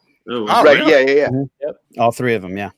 And there's a lot of Agents of S.H.I.E.L.D. love in the show. We had Ming Na Wen last season, and now we had a bunch of new ones in this season. It's cool to see all the ABC television. Disney synergy, Corey. Yeah, you can see that. You can see that happening. Now, this is an interesting thing I picked up when they're going through the corridors. The other 3 Mandalorians are just classic sort of Clone Wars Mandalorians where they just walk down a hallway and go da da da da da da da da da, and then Din, he's like hiding behind like he's still hiding behind all the bulkheads and stuff. It's he's not used to that that full frontal Mando attack. He's bounty hunting. Yeah. The fighting. Jared the Dark Jedi has got a super chat. I think he's got a typo, so I'll change it. Did we know Bo and Ahsoka would be in Mando? Yes. Did I still gasp and freak out over Bo and Ahsoka's name drop? Also, yes. I think that's everyone. Agreed. Yeah. Yeah, absolutely, Jared. Yeah. As I said, when Bo-Katan said she knew Jedi, I was like, Here it comes. Wait for it. I do wonder though, and like it's sort of the impossible question, which is what I would have felt like to have Bo-Katan introduce herself if I hadn't known immediately, like beforehand, that it was Bo-Katan. I would have died if we didn't know the rumors. No, Corey, that's exactly what I was going to say, Emily. We would be here for the Corey Van Dyke Memorial live stream. And it would be like he died just how he would want to go. Yeah. That's how he would have wanted to go. Right. Yeah. We're hoping he can make it to chapter 20, but Or somehow we didn't know Ahsoka's going to be in there. I mean, Rosario Dawson was going to be in there in that pop. Could you imagine? Oh man. Oh my god. Yeah, if that Ahsoka name drop had come out of nowhere, Ooh. if that had been like a Baby Yoda moment, Yeah, it would have been. This is how I think the Would've week been bigger than went that, I think, for Jon Favreau You're a couple of months ago. I think Jon Favreau was sleeping, having a good time. They finished wrapping Mando season 2. He got that call from Disney. They said, "Hey, John, so don't freak out. There's been a leak. Timothy Oliphant has been leaked, but that's just one character. That's okay. We have 2 more. He said, but don't, make sure it doesn't happen again." John goes to sleep. Next day, wakes up. Disney calls him again. All right, John.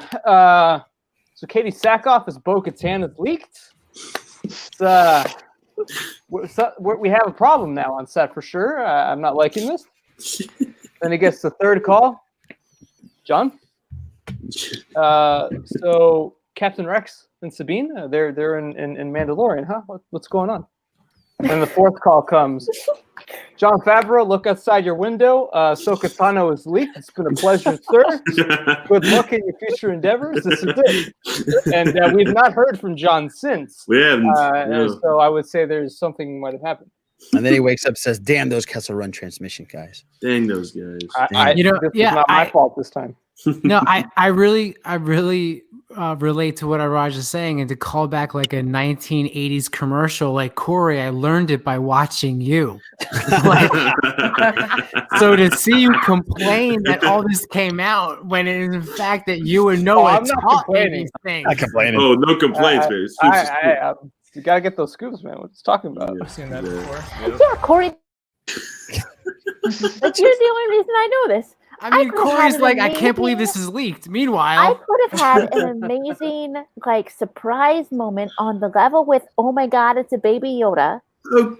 Except Well, for you I will say, Emily, centered words here. I think you have to take that up with the Hollywood Reporter. I don't think that's Hey, Noah, sorry, Noah. What were you going to say?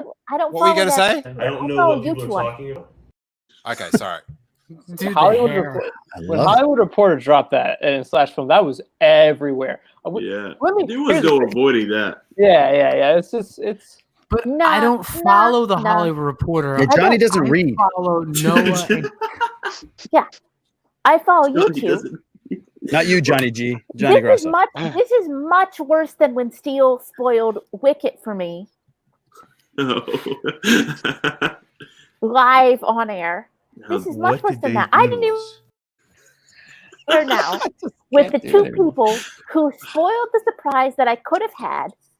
The excellent, cathartic moment of look at this beautiful surprise. Anyway. Oh, I feel. no. No, you know that feeling when like I just had this weird acid trip about the Brady Bunch happen.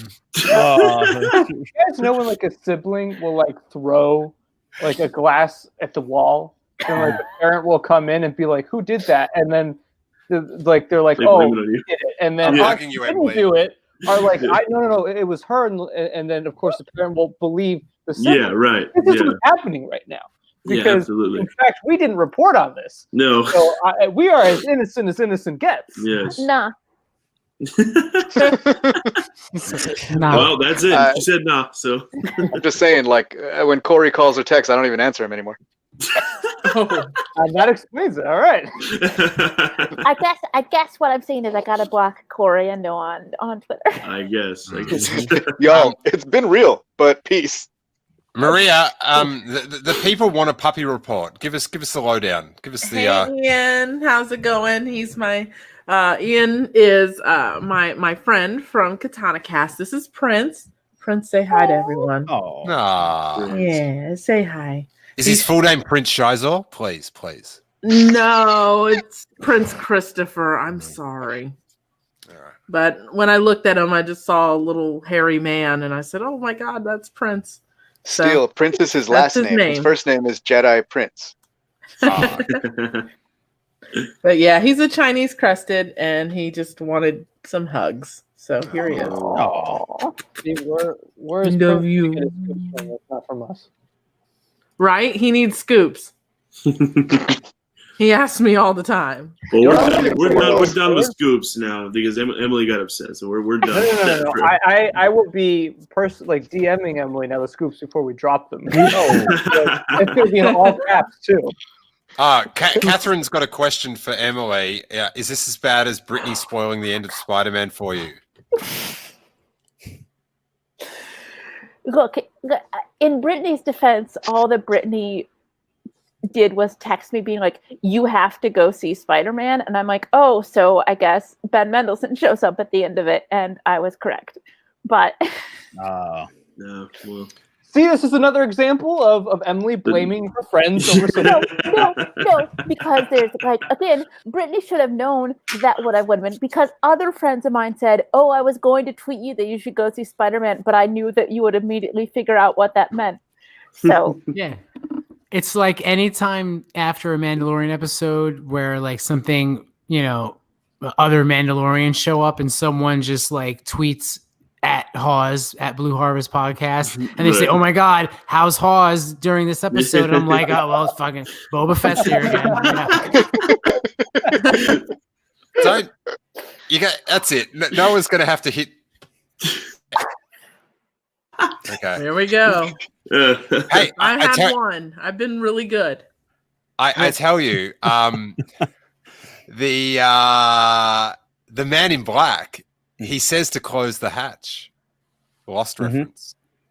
Oh, that is a lost. That's true. And then they all fly out like in the tail section. It was very good. did you notice that when the guy flew out of the tail section, before he did that, he said, "All of them, close all the doors," just like Luke did in the trash compactor to 3PO. All of them. Yeah. Star Wars reference. Yeah. Bunch of nerds. poetry. And then we had this is such a dichotomy, saying the creepiest thing ever and then just loving it at the same time. Long live the Empire. That was like chilling but cool at the same time. I'm glad we finally got to see Moff Gideon. I was beginning to worry that It's been a while. this wasn't in the season. Corey. You're not going to go there, are you, buddy? They're setting the table. It's a long time to set that table. What? So you want Moff Gideon to be in it every week and at the end just like, damn them Dukes! Them Dukes! I would love to see him every week, yeah. No, Yeah, I do feel want him like every the way week. they do it with like just peppering things in, and then when they're in that episode, you like really enjoy it. I think it's Okay, but then pepper him in the first 2 episodes. Lots of pepper. Bingo. you just got some pepper. Just He's only the main villain of the series, but Right. Agree. Yeah, that's my thing with like, In the I'm not episodes.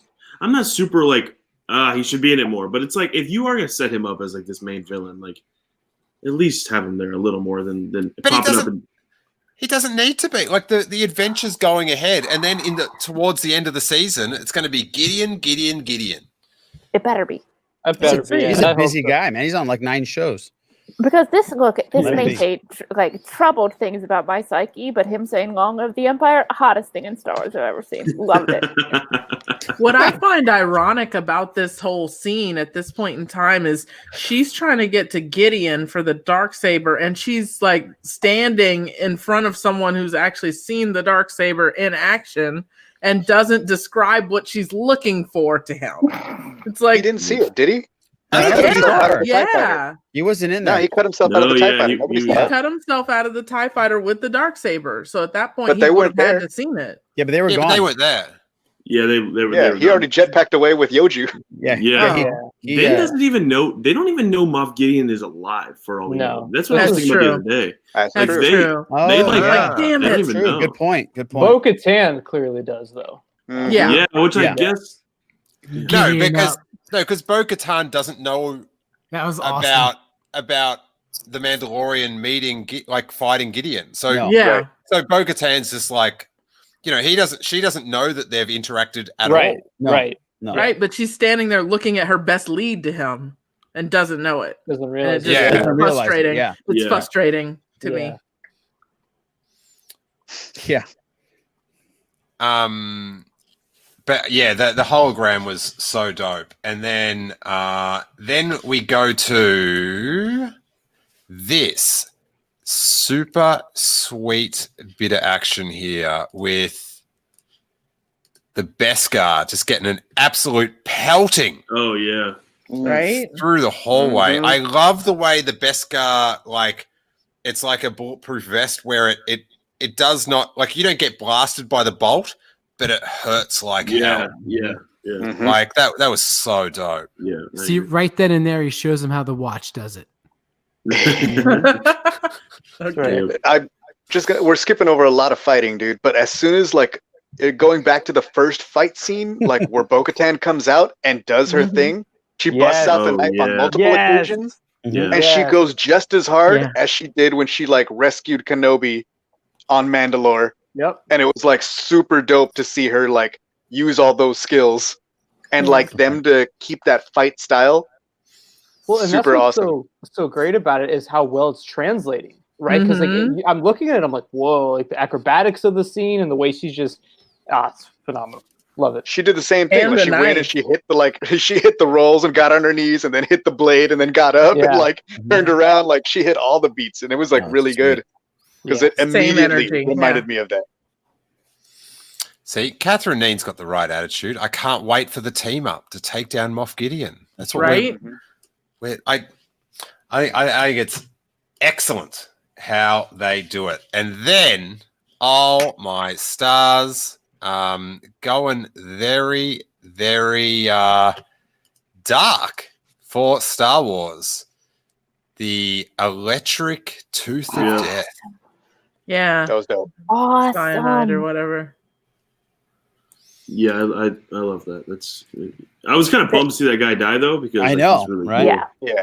I was too. That I was was- hoping he might survive, but the Yeah. twist on the spy cyanide tooth, but it's electricity is just Super chef's cool. kiss, beautiful. Yeah. No, they had to kill him after Transformers 5. It's always weird to me when I see white people that tan. It's very confusing. There was a real I dug the whole there was what is it what does the Inquisitor say? There are things far worse than death. Yeah. Vibe Yeah. that I got. Yeah. Yes, son. Maria, I think we're very similar. In my reaction thing where I just say what I'm thinking at the time when I watch it, when he came on, my line was, good tan. Good tan. That was my immediate reaction to seeing him. I don't get it. If I was white, I would want everyone to know I am white. I don't understand. It's so confusing for me. I'm just like, what? It's on my business cards. First, Yeah, No. right. It says white man. I don't think it needs to be, Johnny. Johnny. Yeah, I don't think so. I don't think it needs It's to be on your very business card, Johnny. confusing to me. And people pay for this service. Oh, I don't think it's another thing understand. that when your hair is whiter than you. It's really weird. It's one of the confusing things about white people. Continue. I'm sorry. Hey, One of the many. I'll add it to the list, buddy. I'll add it to the list. Thank you. And then the moment that some of us thought would never come, a live action, spoken word, Ahsoka Tano. Yes. Sorry. Right? Thanks, Corey. Yeah. So good. Maria, what was your in-lounge room reaction to because your daughter's name, and I have to say that photo you posted of her with Yoju, Yeah, she just took fall pictures at So school. cute. Mhm. very cute, very cute. And went with the baby Yoda with the backdrop. Seemed appropriate. Very appropriate. Gorgeous photo. What was the in-room reaction for you hearing? Because just here, I was like, I don't know. I knew it was coming, but I was still stunned. Yeah. I was first. I cried. Okay, I couldn't breathe, and then I cried, and then I had a really deep sense of this. This can't be real. Like, this isn't happening. This isn't happening. I'm imagining this. This isn't happening. And then I went into, oh my God, we are going to finally be seen and heard for the first time. Like, she will be presented to the world, right? Because we know who she is, but her story hasn't been told to the general public yet. Yeah. And I'm really excited for her to no longer hide in the shadows, no longer be resigned to animation, but to make that leap and to see a woman of color portray that character in a meaningful way, in a genuine way, is exciting to me. And so then I had to scream. And then after I screamed, I had to get up and I had to start walking around and thinking. And then I just started crying, and then I went into the sisters Discord, and I'm like, "Oh my God, we're doing this! It's happening!" Like, you know. And then I did the whole Office meme. I'm like, "Okay, it's happening! It's happening, everyone!" You know? And then I got so excited, and then I'm like, "Well, let's hope it's done. If they do it right, Steele." Yeah, that's it. Yeah, there it is. Classic fan stuff. Anyway, so I'm sitting there and I'm freaking out, and I'm like, oh my God, like this is it. We're gonna get it finally. We're gonna get our chance. And I'm so excited for people to see her fully realized, to meet her and to understand the Heiress isn't just talking about, the title is the Heiress, right? But they're not just talking about Bo-Katan. She's the heir to Mandalore. But I think they're also referencing Ahsoka in a way. Like, Ahsoka is the heir to the light side of the Force because she was endued by Morai with that last act, right? From Mortis, if you can follow with me. I feel like she is the heiress of what would become the light side of the Force. Because I believe she's more than a Jedi. I believe she's surpassed that personally. So I'm so excited for that to be fully realized and seen by the world. And then I'm also excited as a parent, like how cool is it to have a daughter with that name right now? Like, yeah. I have a boring name. You walk into any quinceañera and you say Maria, everybody turns around, right? That's the joke, right? You're not wrong. Not at all a special name, right? So all my life I've had a really boring name. And I wanted my daughter to have the name of a hero, you know, and something to hold on to when things get tough in life. So I'm really excited for her and for the world to understand where her name comes from. And it's just an exciting time. Sorry, I'm rambling. That's awesome. Wow, dude, that's sick. I'm holding out for Darth Malik still. Oh yeah, I don't think that's happening. No, I gotta say, anything's possible. I can, you know, one day there'll be someone called Harrison in a Star Wars film. I told you not to name them after legends, man. If they, I know, if they don't do Ahsoka right, I cannot be in the same room as Corey for like at least 2 weeks because I just know it's going to be a rough time for Corey. So please, Corey, please have tell faith. me. Corey, have faith. They haven't done us wrong yet. They haven't done us wrong. Yes, True. no, tons of faith, but yeah, I can't. Please, John, I'm begging you, buddy. Like, let's get this done. Perfect. Whenever I drop like a drop of Noah, he replies like an amused uncle. Yeah, perfect. Yeah, that's good. My favorite part of those videos is just like I just think of Steele going through every Kessel Run transmissions video at like 4 a.m. just being like, "Oh, there's a good one." It just starts recording it. Dude, like, don't sell yourself short. You can. You only have to watch one, and there's like 18 classic clips in it. It's not as though I've been combing them for the wacky things that you say like every 4 weeks. This is a minute, but sometimes I'll watch one and I'm like, yeah, this one's loaded. Oh. This one's got. I don't even need to watch the whole thing. There's a few comments in the chat. In Filoni we trust, one Marvel fan. Amen. Michael Nip says, "How could Filoni mess it up? No way." I that's the thing. And please, internet Star Wars fans, please, especially. Although I think Corey's on top of this. She's not going to be in it next week. No. Okay. No. She's not in it next week. They're not. Like, it's going to be the Favreau directed one. Yeah. Also, like, I kind of expected that even without knowing Dave was, directing and writing chapter 5 or whatever. I don't know. It's 5 of this season. I didn't think that they would go straight to her. I mean, that's something you're going to want to savor for a little bit. And in fact, I have my reaction ready, queued up to share with you all when I heard Ahsoka Tano's name. Oh. We gonna show it on the stream, Corey? Yeah, I can show it on the stream. Oh, you've got it on your phone? Yeah, I just shared it here. Because when you said it, I was just like, how's he gonna do? I don't know about this feature. That's what I was waiting for. Rotate Steele. Dark science cloning. This is when I scared our poor dog again several times. This was me and producer.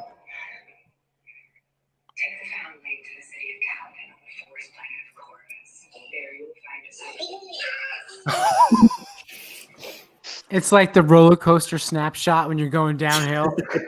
Hold on. Was that the guy on the couch right now? Wait. Guy on the couch. Is no one going to give us a copyright strike for showing this? Yeah. You got way more than 10 seconds there, or 10 minutes. It's a good time.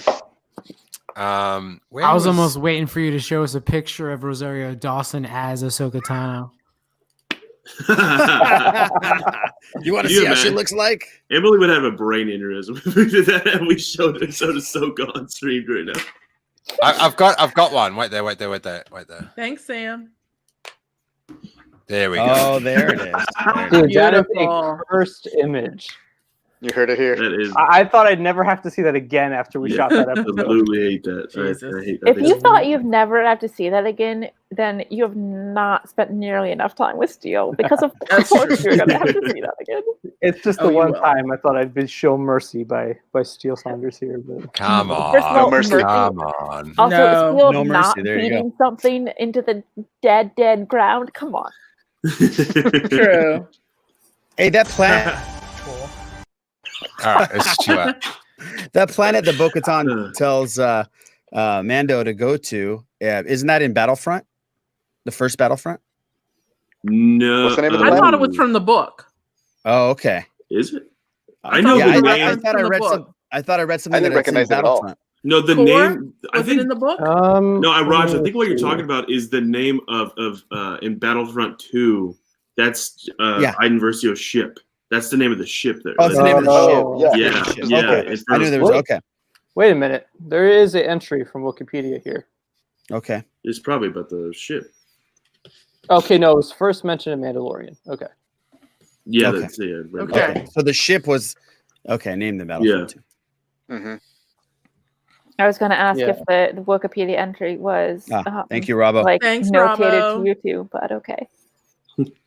You know what? I really want Maria to shoot a reaction video for the Ahsoka. Oh episode. yeah, you should do that for sure. I'm gonna have to.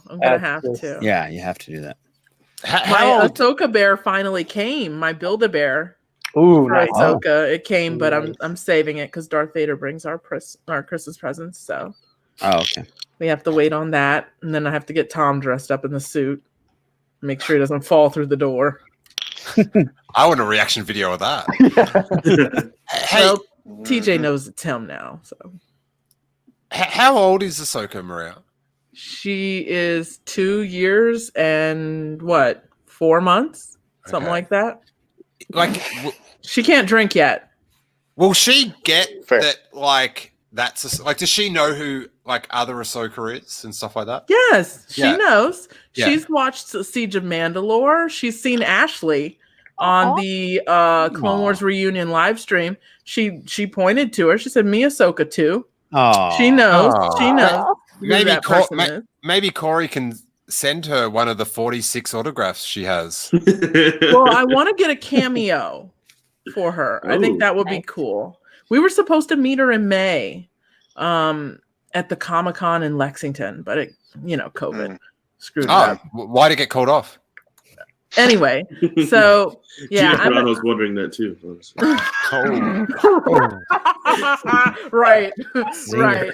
But I thought that would be dope for her. So, but she is aware of Ahsoka, and we've got the little golden book, and she's like, "Look at me here, Aw. look at me Aw. here." So she's excited, and she's starting to get it who Ahsoka is, and we got the Black series, Yeah. and she takes that thing everywhere. Hey, No. did she complain that it was too tall compared to the other figures like Corey did, or is she a grown up? No, she doesn't. course She she Is she a She grown doesn't up? really mess with the other figures. Like she has a few figures that she likes to play with, and she won't touch Boba Fett or half the other ones. But And just also, funny. just she does this a lot. Me, you know. just for another confirmation, she's pretty good with light switches too, right? Yeah, she Full- can turn them Full off. circle. Cool. Corey, This is maybe She you want ripped to tell her her more things that lightsaber are wrong off with this the thing that she wall. loves. Come on, break the illusion for her more. Spoil it for her. Ruin it for her. She loves this toy. You should tell her why she's wrong to love it. Yeah. Actually, I actually have a serious. Good. That's good stuff. That's so funny. Sorry. I actually have a serious question with no curse words. Okay. Ooh. Corey, Noah, Steele, everybody. Do you think Ashley Eckstein might get like a little cameo in maybe especially that Filoni episode, I don't know. out of respect for what she did for Ahsoka Tano? She better. I am. Let me be quite honest about something, because Mm. I felt really bad for Ashley when she came out and said Mhm. that she wasn't told about this at all, and I hope that since then there have been some things mended and things adjusted and all of that, because she's just like one of the greatest people on earth. So come on, Dave. Yeah, Noah and Corey and I were talking about how hopefully they used her to consult, Yeah. Mhm. at least, Yeah. at the minimum. If I they don't did, even that's a think they. huge I don't think issue. they did. Corey, I do think they do, man. They do. No, There's there's no way. No, that there's Dave. no way. Corey. There's Corey. no way she Corey Van releases Dyke. a Oh, statement. please, can you just say no way to each other for the next 15 minutes? That would be so good. No, Corey, listen though, seriously. Like No Wait, way or no way? I No want to way. see Noah walk into the room with Corey. yeah, right now and I'll get just, on a like, plane and argue. we'll say- I'm thing with is- Corey. No, Yeah. there's no Yeah. chance that Dave would do that. There She is no released- Yeah, I don't I'm know with Noah on this one. statement. And if Okay, he she did do re- that, she that's did- pretty messed up. that is, but Yeah, thing is, but she she's was- lying. That's kind of screwed up. thing I is, don't she's not- think she is. I don't think it Thing was is- necessarily Dave's choice. But thing is, he's like the head coach showrunner, so I'm pretty sure he could get something set up. But the thing is look. I know maybe she was just emotional about maybe Ahsoka showing up and other stuff. She said she had no idea. Corey. Let Noah talk, please, for just a second. Listen, sorry. This is I'm in your room right now. This is the apartment. This is exactly Start how it goes. breaking his But- stuff. I would trash his Take room down the right curtain. now Take for down the that. curtain. I Thing would is, knock over the Lord. vacuum. Hey, I've got a massive scoop. This has just come through, everyone. This will blow you. I got to put the scoop thing up. But I don't even know how this is possible. But on Facebook, my mum is in the chat. Oh, Hi, mum. That's awesome. that's How you awesome. doing? Love it. I don't What know up, Mom? I don't know what Love Steele you. spelling means. Maybe What did you my misspell? I hope she's cooking you up right now. For something. Steel spelling. Hi, she might be Mom. meaning that Steele spelt like individually. I'm not sure.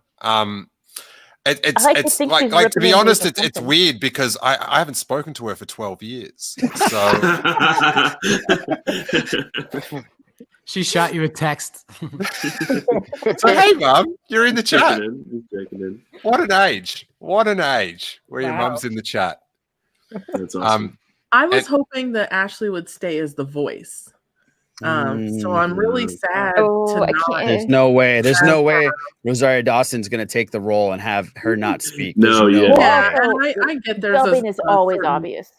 level Yeah. of vanity associated with Yeah. that name. I Right. understand that. I was really sad to hear that she wasn't included Yeah. in Yeah. I the get that. development. I just And as don't somebody think that's it's followed the character for over 10 years, you Right. know, it was heartbreaking to me. And given that there's other characters that have had voiceovers done and such, I held out hope for a really long time. Yeah.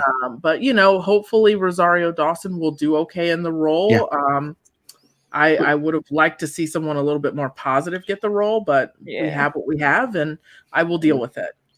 I Here's my- have to take an opportunity really quickly to ask Steele's mom something because this is a rare opportunity. Hi, Did- Mom. Did Steele always have video clips of Noah and I throughout our entire life? I really would like to know. Thank you. He was 8 Mr. years old at the Saunders. dinner table going, what did they do to us? He just goes like that. I'm waiting Mom, here look for at the like clip I to made of chime in. Noah. He used to have Corey, these photo albums that Corey. he would keep under his bed, and they were just filled with pictures of Noah and Steele with weird reaction faces.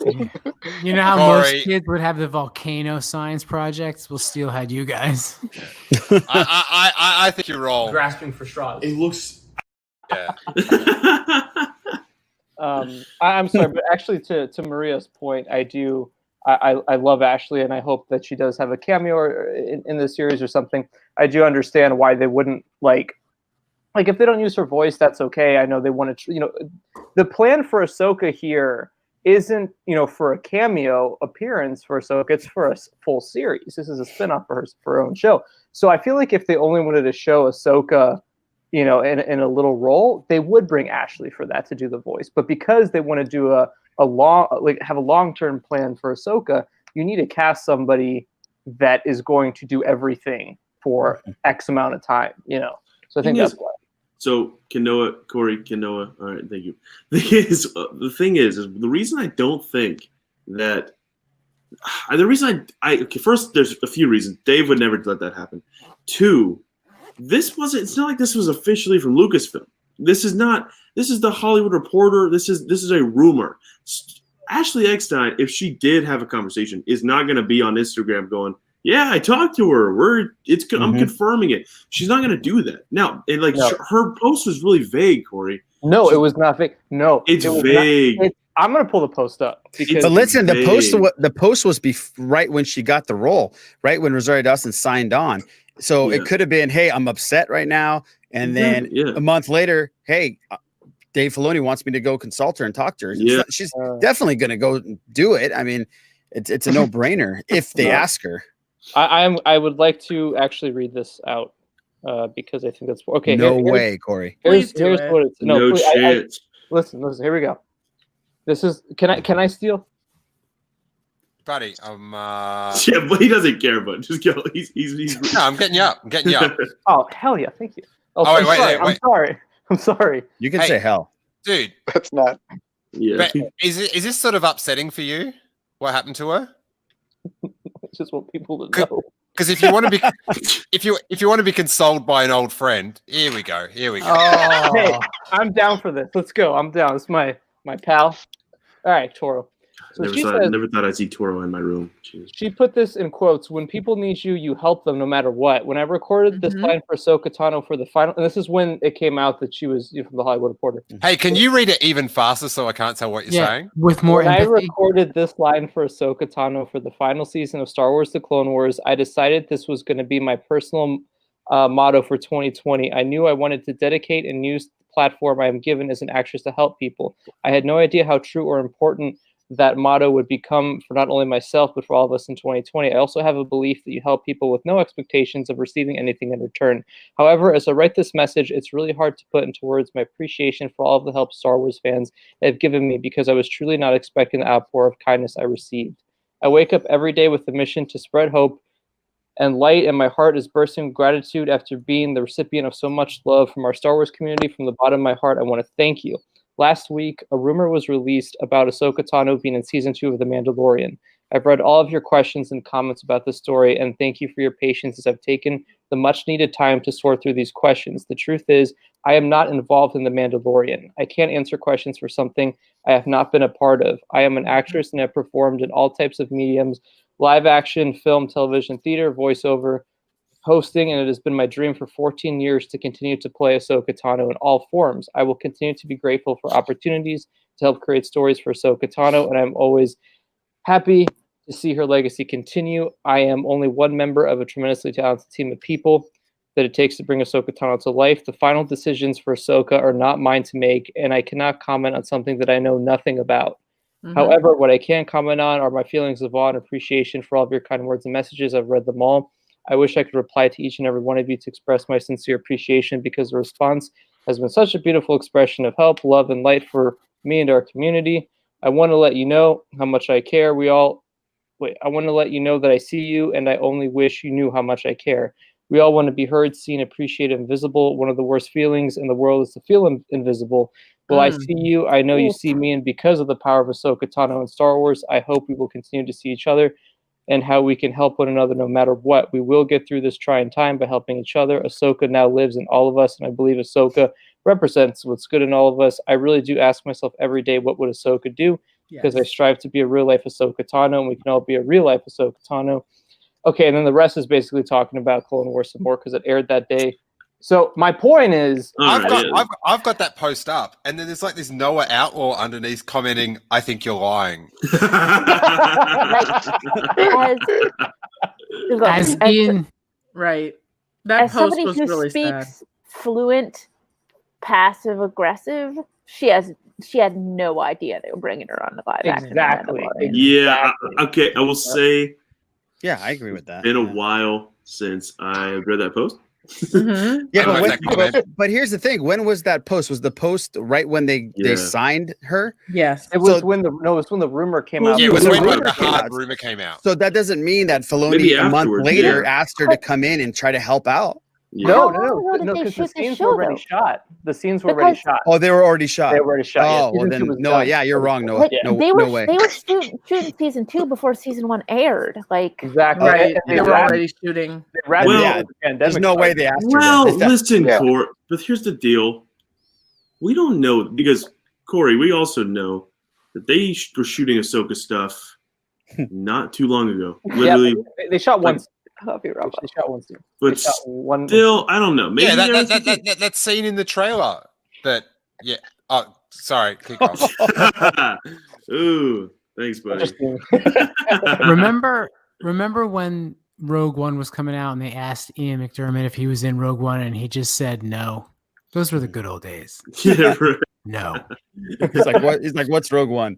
Like, yeah, exactly. It's weird because I think having her as Ahsoka in live action or voicing it just, like, for me, it doesn't sound like the best idea.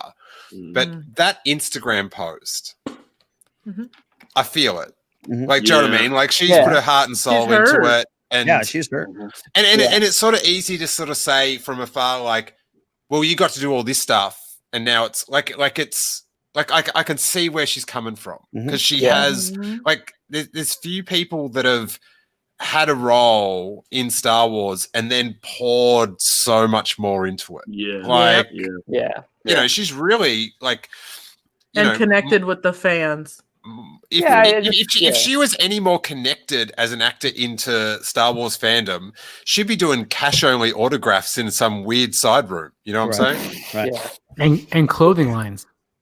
Yeah. She was really kind to us when I met her. She's just she seems like an amazing ordinary person. human No, being. she's extremely nice. Yeah. Yeah. I'll tell you, like just the other day, and I can't say what it is right now, but like, I can't say what it is right now, but I interacted with her the other day, and Blink twice, Corey. Blink twice if it's. Do you want to spoil something else for me? No, I don't. Corey, send me a DM. Text me I will. something. No, as somebody who knows, I'm with Emily on the spoilers. Yeah, no. As someone who knows what it is, it's not. It's not a huge deal. But don't downplay me. Wow. No, buddy. No, it's not. It's not. I'm saying it's not a spoiler, buddy. That's what I'm Corey, saying. if it's a big there's deal, nothing. There's no once. report or anything. It's just she's. It's a big deal. He blinked. It's a big deal. It's just no. She just did something cool for the channel. That's all. Yeah, she did. Listen, there's a few people talking in the chat about like, should we be mad at Filoni, like, or hate Filoni now, whatever. It's like sometimes people also like. I feel like if he didn't tell her beforehand, he definitely should have because of their relationship and because of his. But you know, sometimes people don't do stuff they should have. No one's hating on Dave. I mean, I don't think it was Dave's call. I think casting is their own thing. No. I don't mean Dave's call like in the casting, but just to go heads up. Hey, this is happening. Going to be in the show. Actually, I'm not. I don't have any. I don't have any issues with Dave. But the thing is, the fact that if it's true that Dave wasn't like, hey, she's going to be Ahsoka's in season 2. Come talk to Rosario Dawson about what you think the character is and what you think she should bring to the role. Like that blows my mind. And me too. That's super upsetting. Like that just seems like the most obvious. You have to do that. It's a blown opportunity too. It's not the first time this has happened. Actually, this happened back when Rebels was airing, and James Arnold Taylor had played Obi-Wan, obviously through the Clone Wars, and he played Obi-Wan in the first episode of Rebels, and he didn't know that Obi-Wan was coming back to Rebels to fight Maul. Mm-hmm. And when that trailer came out, that's when he found out. And he got very upset, posted a bunch of tweets about it, like ended up taking like a month off of social media. He was on our show a couple years back, and he just openly talked about it and sounded absolutely devastated by it. So it's something I gotta imagine that this is really there's this thing in Disney and in corporations obviously where I just don't think Dave can. And I understand like that's his friends, give them the heads up. I do agree with that point, but I totally, I feel like the company should be a good company and act the way they pretend to be. That's right. Yeah. Do you know what I mean? It's like, it's welcome to the Star Wars family. Right. It's also like, hey, we had Thanksgiving without you. Sorry, we didn't tell you. Well, exactly. I don't know. Like, why are we? Look, like, if a $1 billion company isn't going to treat its like Parks employees well, why are we expecting them to treat their actors well? Like, they're a company. Yeah, 100%. They're a corporation. They're not. Corporations aren't people. They fucking. Yeah. Sorry, I just swore. I do so close through the whole thing. You were so close. You almost got through it. At least your swear word was like rallying against like the evils in the world. Well, I'm a supporter of yours. We gotta stop being like, oh, Disney is like they're this company and they're our friend, and no, they're not. They're a corporation. Yeah, but we're not talking about Disney. We're talking about somebody that worked with her for her whole career. Well, also, it's not Disney. It's Filoni. No, but maybe it's not Filoni. It might not be his decision. And even if it no, I'm not saying it's his decision. I'm just saying, like what Steele was saying, a heads up would be nice. Like, hey, this is going to happen. That might not even be a thing that he can tell them. Well, he might not be allowed to tell her that. Yeah, but the whole I don't really buy the whole like Disney doesn't care thing because like Alden, like when Alden was gonna play Solo, he talked about sitting down with Harrison and talking about it. I know for a fact that if Sebastian Stan was coming to play Luke Skywalker next season, right? There would be No, a you mean whole when. No, when. Thing is, if they did that, there would be a whole Disney Plus Rogue Gallery, Bull Dive, whatever it is, like talking about. Oh yeah, and I sat down. And Donald Glover did that with Billy D too. By the way, I don't think they consider animation on the same level. Whether they should or not is a different. Whether they should or not is a different question. Well, I'm not going to address that. Yeah, I think I agree with that. I agree with that. I think in their heads there is a difference between we're putting another actor playing Luke Skywalker on a live action like or a Han Solo agree. Like they're not going to think about it in the same way. They don't understand the value of the animated branch of Lucasfilm. Well, I also think that Dave, like I love Ashley for sure, but Dave is a good enough person to talk to Rosario about Ahsoka. Like he knows Ahsoka more than anyone. Her father. Yeah, so Dave would know. I think at the end of the day, I do think they should have made an exception for Ashley, and they should have told her. I mean, she, this is a character that has been, exactly. This is a character that's been around for 12 years, and somebody that Ashley has played and put her heart and soul into. So I do think at the end of the day, they should have told her. That's just my opinion on it. And when I say they, I mean Dave. And that's not. I'm not like talking crap about Dave or anything. I'm just saying it would have been nice. I understand where she's coming from in her post. It's totally understandable. And I see some people in the comments, like I will say, I'm okay with the Rosario casting. Like as a massive Ahsoka fan, I am completely okay with that. I think that we need, it makes sense when we're going to do another show. Like if Ahsoka's having her own series, you want somebody that can carry that show, and somebody like Rosario absolutely can. So I totally get that. Yeah, doing that. Yeah. So back to my original. Sorry, Johnny. At the bottom of that post that you read out, did it have hashtag vibe check? That wasn't because that honestly was a major vibe check for reading that post. But that could be a drop. Johnny, sorry, buddy. Oh no problem. So back to my original question that started that powder keg.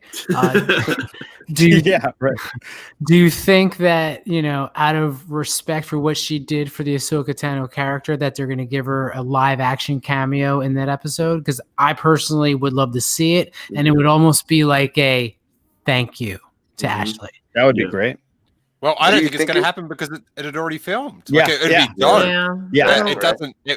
It doesn't make sense unless and if they filmed it later on, that's sort of I think that would be so cool, Johnny, but I don't think it's gonna happen. Yeah, me neither. I mean, just using that post as a sort of benchmark. I wonder if it would be hey, do you want to stand in the background while we have Ahsoka over here? That might be a little bit rough. Maybe pop up in another episode and have her speak some lines. Like her. Yeah, we're gonna crown Miss America. Do you want to sweep the floor afterwards? Right. No, bitch, I don't. And I don't blame her. I will say this: I am so glad that a woman of color is going to play Ahsoka Tano. I think it means a lot to women of color, and I'm happy to see that Disney acknowledges that Ahsoka is Black, and I think it's a step in the right direction.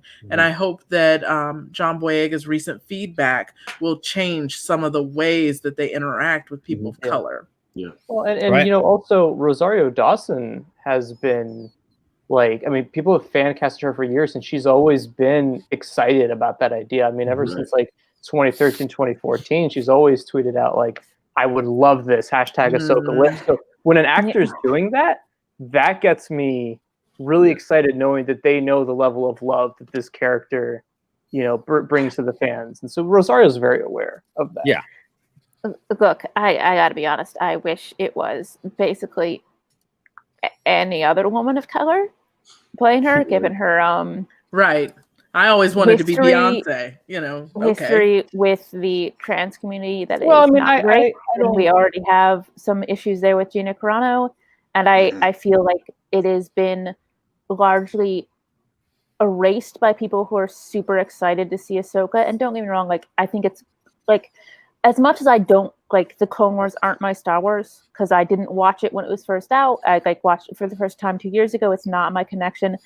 I think it's amazing that they're bringing her in. I think it's awesome that it's a woman of color. I wish I could be more excited about it because I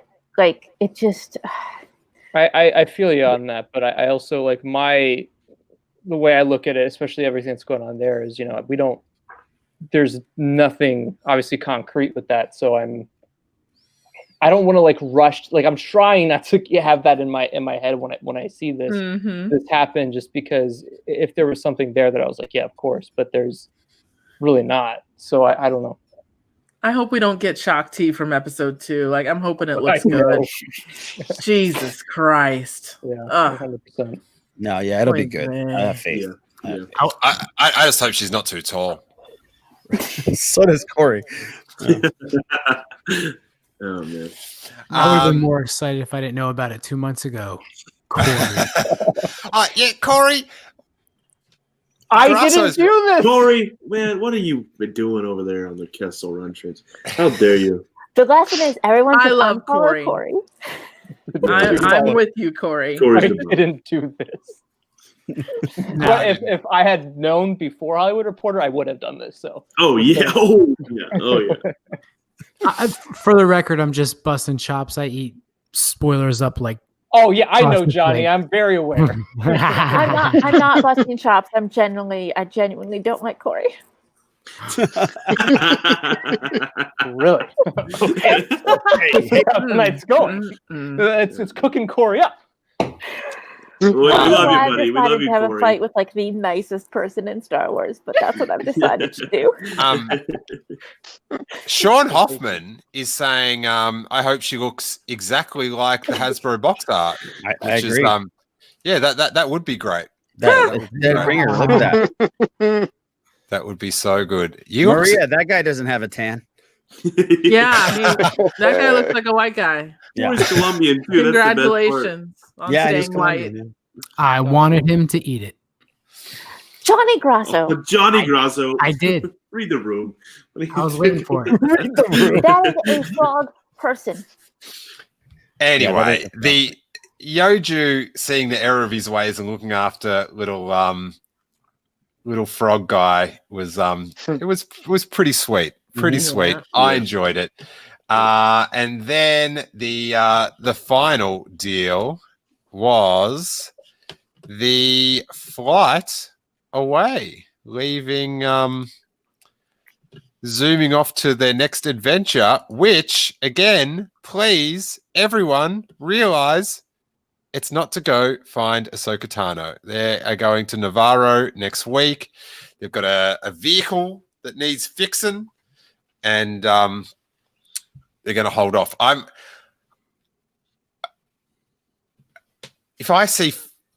I just feel like this is one's going to get put down to filler because it doesn't have Ahsoka Tano.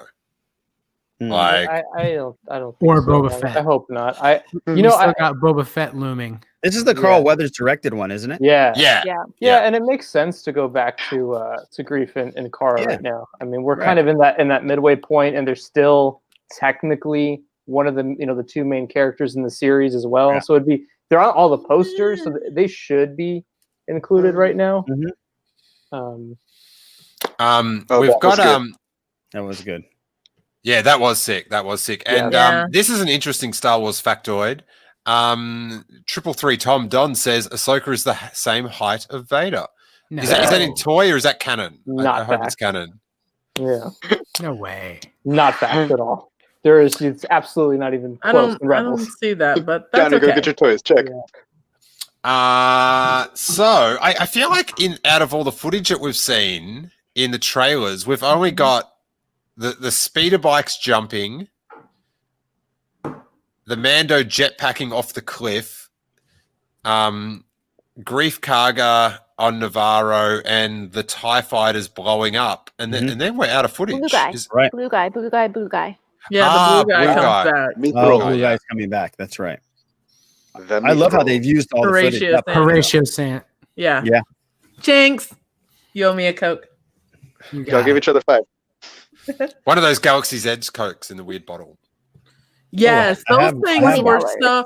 those things were terrible trying to get through flights and stuff. Like if you had them in your bag, they took them and stuff. It's like a speedball. Not that I know. Right? But I couldn't like keister it. Like it's too big. Like there's no way. So I had to leave it. You mean one of these? Oh, Oh, liquid Sprite. There you go. So they were sold out of Coke that day, Raj? Yeah, they didn't have Coke. It was the end of the night. There you go. Alrighty, you guys, let's go to the patented scoring system. And like we have revolutionized. We've worked out this 10-point scoring system. No one's ever done it before. Revolutionary. Final thoughts and score out of 10. Emily Lind. I loved seeing Frog Lady and Mr. Frog Lady and their little baby Frog Lady. Yeah. And I loved the whole Long Live the Empire thing. For me personally, it doesn't hit like the other 2 episodes this season did. So as much as I liked it, I'm going to go with like a 7. 7. Jonathan Grasso.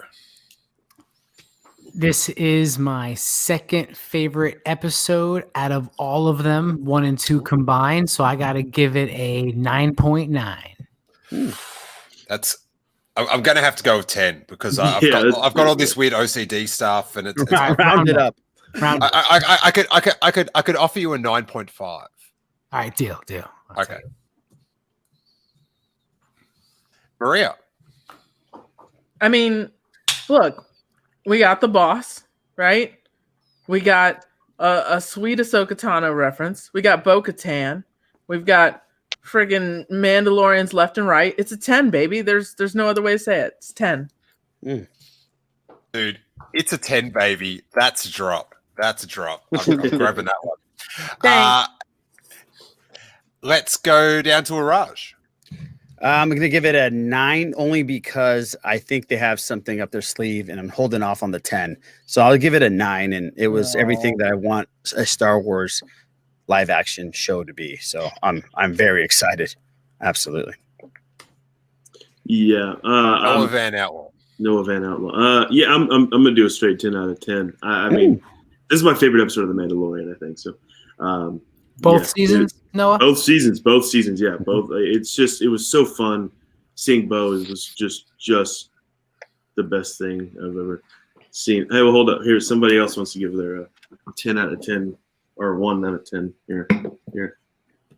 Strips. Hey! What do you give this episode out of 10? I give it a 10 out of 10. Hi, everybody. Hey, Some Strips. people had to be at work at 6:30 this morning, so I was 100% asleep. What's up, guys? Oh, dude, you just made me think it was 6:30 in the morning. I was like, how long have we been going for? Yeah, not quite. Some people were very asleep 5 minutes ago. So hello, friends and neighbors. This is just definitely though a 10 out of 10 for me for sure. It was so good. Corey Van Dyke. If I could rate it more than 10, of course I would. But it's a 10 out of 10, best episode of the series. And I got to say, when I was editing Claire and Noah's reaction to it, Claire's reaction was getting me emotional watching it. Because like Claire's also on that same frequency as I am and as Maria is and Sal is. We're all like in that Clone Wars mode and seeing Bo-Katan and seeing Claire's reaction to that and then like calling them afterwards and just seeing her like tearing up over it. Like it just made it so much more perfect. And I just can't wait to see what's going on. Okay. I feel like you should go head to head with Claire in emotion over this. So you do a reaction video to her reaction video. You're crying. And then she watches it like and just see whoever doesn't cry, they're the worst Star Wars fan. But the crying was all about the frog connection. It wasn't about the It's about the rainbow connection, baby. The rainbow connection. Sal Parellis.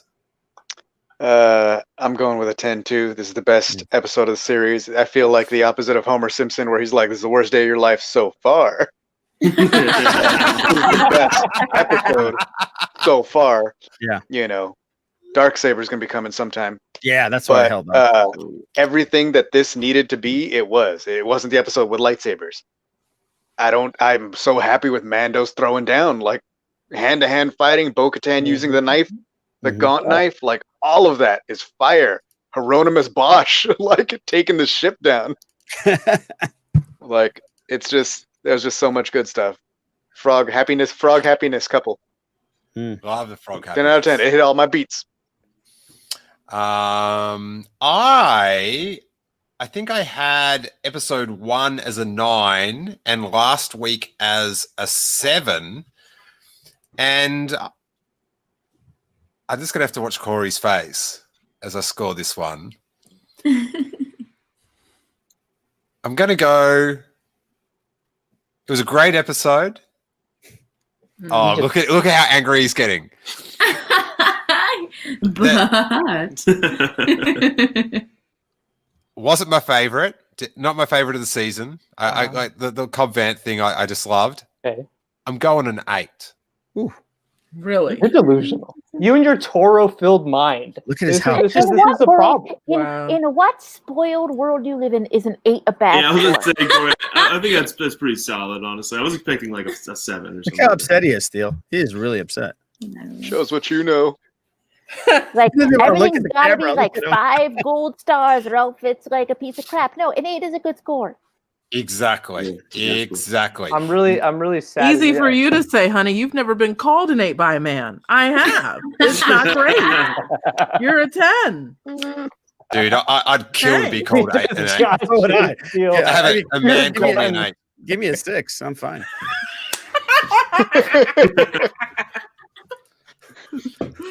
We're just gonna throw it with that.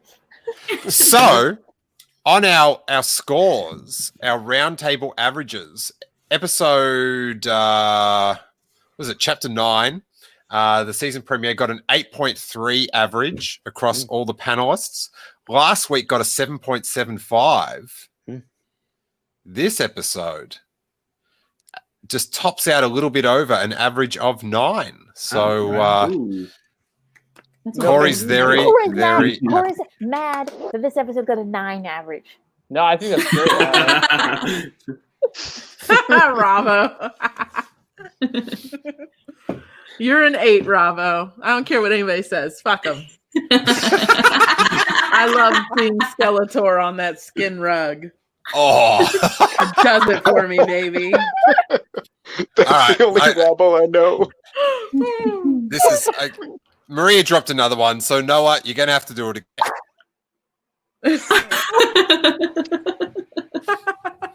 I love that one. Claire, just to get you up to speed, every time someone swears on the show, Noah punches Baby Yoda. It's the new tradition. I gotta ask though, how many times has Noah actually inspired this on his own? Just going back and watching any of our streams, it's just like, damn, son. Sorry. There we go. Well, you said that. There you go. People in glass houses not gonna throw any more. Johnny beat up Baby Yoda pretty much all night. Yeah, I was good tonight. I didn't. I had one F-bomb tonight, so everyone's super proud. Thank you. Thank you. I am a terrible person, and I apologize. You are the reason that Baby Yoda now has like shaken baby syndrome. Yeah. Don't say that. I'm laughing, but it's not funny. I'm laughing. I'm good with you all. Don't worry about that. But Anthony Manzano's got a question. Panel, why do you think Bo told Din that he was part of the Children of the First Watch? I just thought it was because he was. Because he was. Yeah. Watch, I think. What I gathered. Because she was helmet shaming him. She was like, "You can take it off. You're fine." It's probably not exposition under too there for to the viewer. It's important for the viewer to understand the distinction between the two groups. Yeah, the way they did all that sort of stuff is I loathe to use the word law because it's whenever I see anyone using that on Twitter, they're complaining about something very boring. But they did pack in a lot of, I like to call it backstory. You know? So I thought it was done super well. And kudos to Bryce Dallas Howard for the highlight of Corey's life thus far. Fantastic. Bringing that fire. Hey, Corey, can I ask you a question? just between me and you, buddy. And everybody else. And everyone else. I'll mute my mic. The this live action Ahsoka Bo-Katan with Clone Wars saved. What wins out as far as Clone Wars saves. It can't. It's just It's just that moment can't be touched. Yeah. Maybe you'll rethink that when you see Ahsoka on screen for the first time. Well, but here's the thing: the Clone Wars saved is the catalyst for That's the right. reason why Clone Wars is being brought back into the mainstream. Facts. Like, Also, I at the love show. that shaking his head at the 8 out of 10 kid over here being like, really? But also, Corey gave this episode a 10, so what's he going to do when Ahsoka comes? That's true. That's why I held off, Corey. That's why I said 9. Probably Spinal Tap it to 11, baby. Exactly. I'll give it the highest number that we've ever been able to. That would be 10, Corey. That's a 10. Scale goes from 1 to 10. That's a scale. Scales from 1 to 10. Scales full. You just make the 10 louder. That's just what you Okay. I'll say it louder. 10. do. 10. No, he'll I will say, I don't know why I'm giving Corey so much crap. This I don't know either. Like we're usually homies on these. Emily, like no just problem with Corey. I'm not understanding this. Like I'm always so excited. Like Emily's on him. Like we're talking about Moff Gideon on Twitter. Yeah, and then she's like, Corey, shut up. I love Corey. Corey's been my boy for years, but Emily, you have my full support, and I'm enjoying it. Not gonna lie. I've never seen Emily like kicking this. a puppy. I have a prediction that on the Ahsoka It's not episode. funny, but why am I laughing? On the Ahsoka episode, because Corey knows how the show works. So he'll be like, hey, Steele, I really don't like that Toro Calican character that you always like go on about. This is like when we're doing the scores. And so I'll be like, oh, okay, well, here he is. And then he'll be like, I'm Toro Calican and I give it a 10 as well. And that's the way he gets it up to a 20. So that's my smashing prediction. All right, guys. Neil, Sorry. Wait till you see what I have planned for Toro Calican. For you. Hey Corey, what if they bring in Ahsoka and she is in a romantic relationship with Toro Calican? Oh. Dick She's too good pic. for that. No. She can't be slumming it. Toro Calican is the love of her life. He's not an 8. I respect Ahsoka's decision. Sorry, Steele. Steele's eyes. And I think that would be bridging like me and Steele together in a way. Like it would that's bringing Steele and I Bring the closer to- clans together. Yeah. So I All mean, right, that's it. Listen, you've besmirched him. I feel like this podcast has gone on Long enough. Yeah. So let's run through it. As much as I loathe plugs, they disgust me. I just think it's the worst thing in the world. I'm just not here to say that there's new T-shirts up on the store. Yeah. I'm not into that sort of thing. But I will forego my distaste of plugs for my good people in front of me. Emily Lind, Canobite Dispatch. Yes. I don't know. This is the thing. I tweeted about your show the other day, and you're like, "I'm honored," and I'm like, I listen to it every week. Why do you have to be like? Why do you assume that that's sarcastic or negative? Why don't you take it as a serious comment? Oh! Why do you think you know Emily Lind? I don't understand. Maybe I'm being sincere. Maybe I enjoy our friendship and was like, I'm honored and pleased that my friend Steele listens to my podcast. All right, I'm calling bullshit on this. Why do you always assume the worst of me, Steele Saunders? I think you just made me sweat. Damn it! You did. Uh-oh. Punch the baby. Not punching anything. All right, Emily, plug away. My good buddy. Thanks. Honor me with your plug. Thank you, chum. I do a Star Wars podcast with my good friend Brittany Brown called The Cantabite Dispatch. I do a pop culture podcast with this guy over here, Johnny Grasso, called The Pop Culture Hour. And I do a podcast exploring the filmography of Vin Diesel called The Fan and Furious Presents Vindicated. And you can follow me on Twitter at EFLind. Nice. Yes. Jonathan Grasso. Yes, I do a podcast with the amazing Emily Lind, Pop Culture Hour, and you can follow me on Twitter at Pop Culture Hour. Excellent. Maria? Hey everybody, it's me, Maria. You can check out one of my shows, the Katana Cast, if you want, at the Katana Cast, or you could just follow the other one or listen to both. Sisters with Sabers is like, what if black women liked Star Wars? Surprise, we do. And we have a show. It's called Sisters with Sabers, and you should listen to it. You can follow me at Blurred Girl Jedi on Twitter. Excellent. Araj? I do a podcast called The Sith List. And actually we have a segment called Naboo that was spawned by the great Steele Saunders, who's a big fan of Naboo. I know Emily is not. But we're also on YouTube now. We have a YouTube channel, The Sith List Guys. We're all doing some stuff. So check us out, YouTube and podcast. The reactions have been great, and you're getting them up nice and early. Yeah, waking up super early. That's why you can see the Samsonites underneath our bags on our eyes. But it's been going great. So thank you, bud. I like that your bags under your eyes are branded. Yeah, all of it. I have the Samsonites. Les has the Gucci's, and Boo. Well, he's young; he doesn't have any, so he's good. Who knows what? Don't worry about what's don't worry about what's under Boo's eyes. Worry about what's in his head. I do every day. He's my brother-in-law. I love him, but I worry every day. Trust me. Next level. Claire. Oh, I get a plug. Literally, this is a 2-hour and 34-minute stream, and I came in the last 10 minutes, and I get to plug. Oh, cool, man. That's just how we feel about you, Claire. Oh, thanks, buddy. You can listen to the Imperial Senate podcast if you want to hear what I have to say when I haven't just been sleeping for a couple hours. And on Twitter and Instagram at cstribs. Bam, bam, bing, bang, boom. Bing, boom. Fan Outlaw? You can follow me on Twitter at Outlaw Noah, on Instagram at The Outlaw Noah. Kessel Run Transmissions with this cat right here. We have a bunch of reactions up from this episode. We have one with me and Claire, and then one with Corey and producer, and then we did like 2 live shows. We did a whole bunch of stuff, so go check that out. It's a lot of fun. Now, Corey, you have developed, I don't want to put the pressure on, buddy, but you are a plug machine. You can run through the links like no other. I'm gonna pull the string. Okay. What do you got? You can follow me at @Core_Wolfpack on Twitter and Instagram, as well as at KR Transmissions on Twitter, at Kessel One Transmissions on Instagram.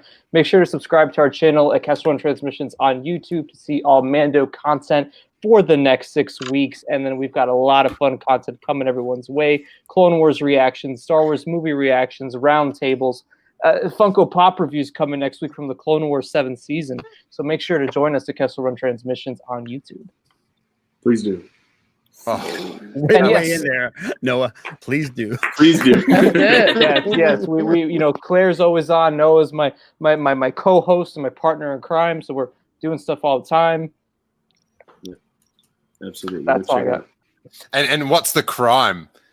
Johnny Grasso's enjoyment of The Mandalorian season 2. Hey, listen, there's 114 people watching now. If I go onto YouTube after this and there's not like 100+ little thumbs ups, you know what? It will be honestly the harshest. Okay, It's a vibe check. that is a major vibe check. I'm majorly checked right now. Just respect the algorithm, you guys. I can't listen. The reason I'm teaching Harry about respect, it's so I then can parlay his use of respect so he respects the algorithm. And likes the podcast on YouTube. 100%. I am a little bummed that your mom didn't respond in the comments, like when I asked that question. Like, I genuinely, it's kind of a check, so that was good that you showed What were you waiting for? No. Yeah, right. What's he gonna say to that? No, Corey's gonna have like an Ashley Eckstein style Instagram post. It's like, I reached out to Steele's mum and she didn't reply, but I will continue because I'm a content creator. I'm a Star Wars fan. I'm a Corey. The time I spent with Steele's mom on the podcast meant the world to me, and Please buy my clothing line, and I'll do the best I can. Steele, you should have gave him a heads up that she was going to do that. I had no idea. Oh. To be honest, someone asked in the chat I should do an episode, and this is a good plug, segue plug. I should do an episode with my mother, and I did one a couple years back. And if you hit up the Patreon, $3 a month, you guys, you can listen to that, and you can listen to an interview with my mum and Ben Mendelsohn. So at the same time, You make it sound like it's the same episode, and that would have been Yeah, that would have been amazing. Misleading. Mama $10 back, Steele. Mama Sanders, my mama would have been ignored that episode. I would up my Patreon level if it was your mom interviewing Ben Mendelsohn. So how do you know What tier Steele? is that? What tier is it? Let me join. So how do you know Steele? That was a good question. and he's like, I've got no idea. Oh no, everyone knows Steele. He's Yeah. lovely, isn't he? Right? Sal Perellis, Rogue Rebels. I've been enjoying the reviews of The Mandalorian. They're good. very good. The first family of Star Wars. That's Yeah. right. Rogue So- Rebels. It's good times with the fam. Lizzie's in college, so things are a little bit harder now. Mhm. But you can hit me up on Twitter at Sally Make Music. Everything we are doing is at theroguerebels.com. Check out the podcast it's the Rogue Rebels podcast. So give us some reviews and 5 ratings, because we haven't had that in a while. It would be nice. And I think that's about it, right? Oh, on Instagram at the Rogue Rebels. We got a Facebook page too. So hit us all up. I read all the books and comics, and I watch Star Wars, and I like Star Wars, and my family likes Star Wars, and we have Star Wars costumes. That's it. Hi, Catherine. Aw. Just for those listening to the podcast, I've just put up a comment in the chat from Catherine Neen. My mum thinks Steele is a lovely boy. That's a direct quote. So I will say that my own mother has a lot of kind words for Steele. I talked to her on the phone the other day, and she was talking about Steele. So I will say. I will say my has mother also has no said idea who that- Steele is. your mother-in-law does, though. My mother-in-law does love Steele. Yes. And everybody in his family. And Emily, you're holding back because you're mean, but I know your mother said nice things about me. Seconds ago, my mom has said that Steele seems like a very nice man. Oh, Because she doesn't I like really that. just listen to the one episode that I was on, back at the very beginning. But she thinks you're very nice.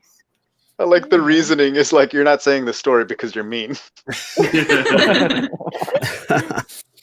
Hey, this has been just an epic. Firstly, I'm amazed that we live stream for. And Emily, you've been with me in the early days. This is like almost 3 hours, and there hasn't been an issue. Staggering. That's true. Staggering. You don't have Are time there- to go to traffic. Are there usually fights on these? Because I can get shit stirred up. Oh yeah. Fights with technology. So thank you for you guys for entertaining us for a couple of hours. I so appreciate it. If you are watching or listening on the pod, we're going to have hyper chats all through the week, Monday to Thursday. Then Friday we hit the Mandalorian coverage. Also, go watch my little rapid fire Mandalorian where I talk about tans. Maria, you'll like that bit where I mentioned Oh tans. boy. There's some sizzle for you. There's some sizzle. Excited now. And Corey, will you be Yeah. joining me for Corey Thursdays next Thursday? Yes, I'll be there. Excellent. so excited. And so will Noah. Noah will be there. And Noah will be there I too. love it when Noah comes. Yeah. Corey gets a day. I know he gets a whole day. Noah just has to show up and hope I can get some attention. You know what I mean? Oh, Noah just Kramers his way onto the. I do. slides I in. just walk in, yeah. You have whole clips devoted to you, Noah. No, Yeah, I that's don't. true. That's true. Noah get a walks in day, his though. own bedroom like, "Hey, Yeah, I'm like, what are you guys doing? Don't mind if I do." When he got up and left, there was like a showcase in my room. You put it up on the screen, making fun of my room, saying I need to go True, on that's what Queer we Eye. Get my room I'm gonna looking make no comments about better. Yeah, Claire understands. I'll make no comments. I now you've brought it back up, Noah. Robbo in the chat before wanted to know: is your TV mounted because, like, do you stand up while watching TV? He's trying to work out why it's so high. Is there a bunk bed behind there that you're watching it from? What's up? What's going on? It's right No, next I'm to just a tall. I just like to stand. I'm tall, so I like to be at eye level with it. So I had to put it up there. All right. It's actually very comfy. There's some nice seats like right in front of it, like far back, and you can just chill. Yeah, I have a fantastic room. Thank you. It's a vibe room. I love it. I'd want to be in there as well. That's why I'm in here right now. Y'all don't watch your TV in power stance? Nobody watches their TV in power stance? All right, whatever. Good scoops. Good scoops on the room, you the guys. seats are just out of view. That's right. The nice seats are just out of view because, like, what we see is a serial killer bedroom.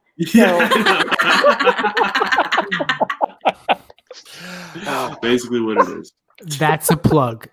It didn't help the producer walked in halfway through to freak everyone out. That was it was pretty creepy. Goodness. So, thank you guys so much, and may that force be with you.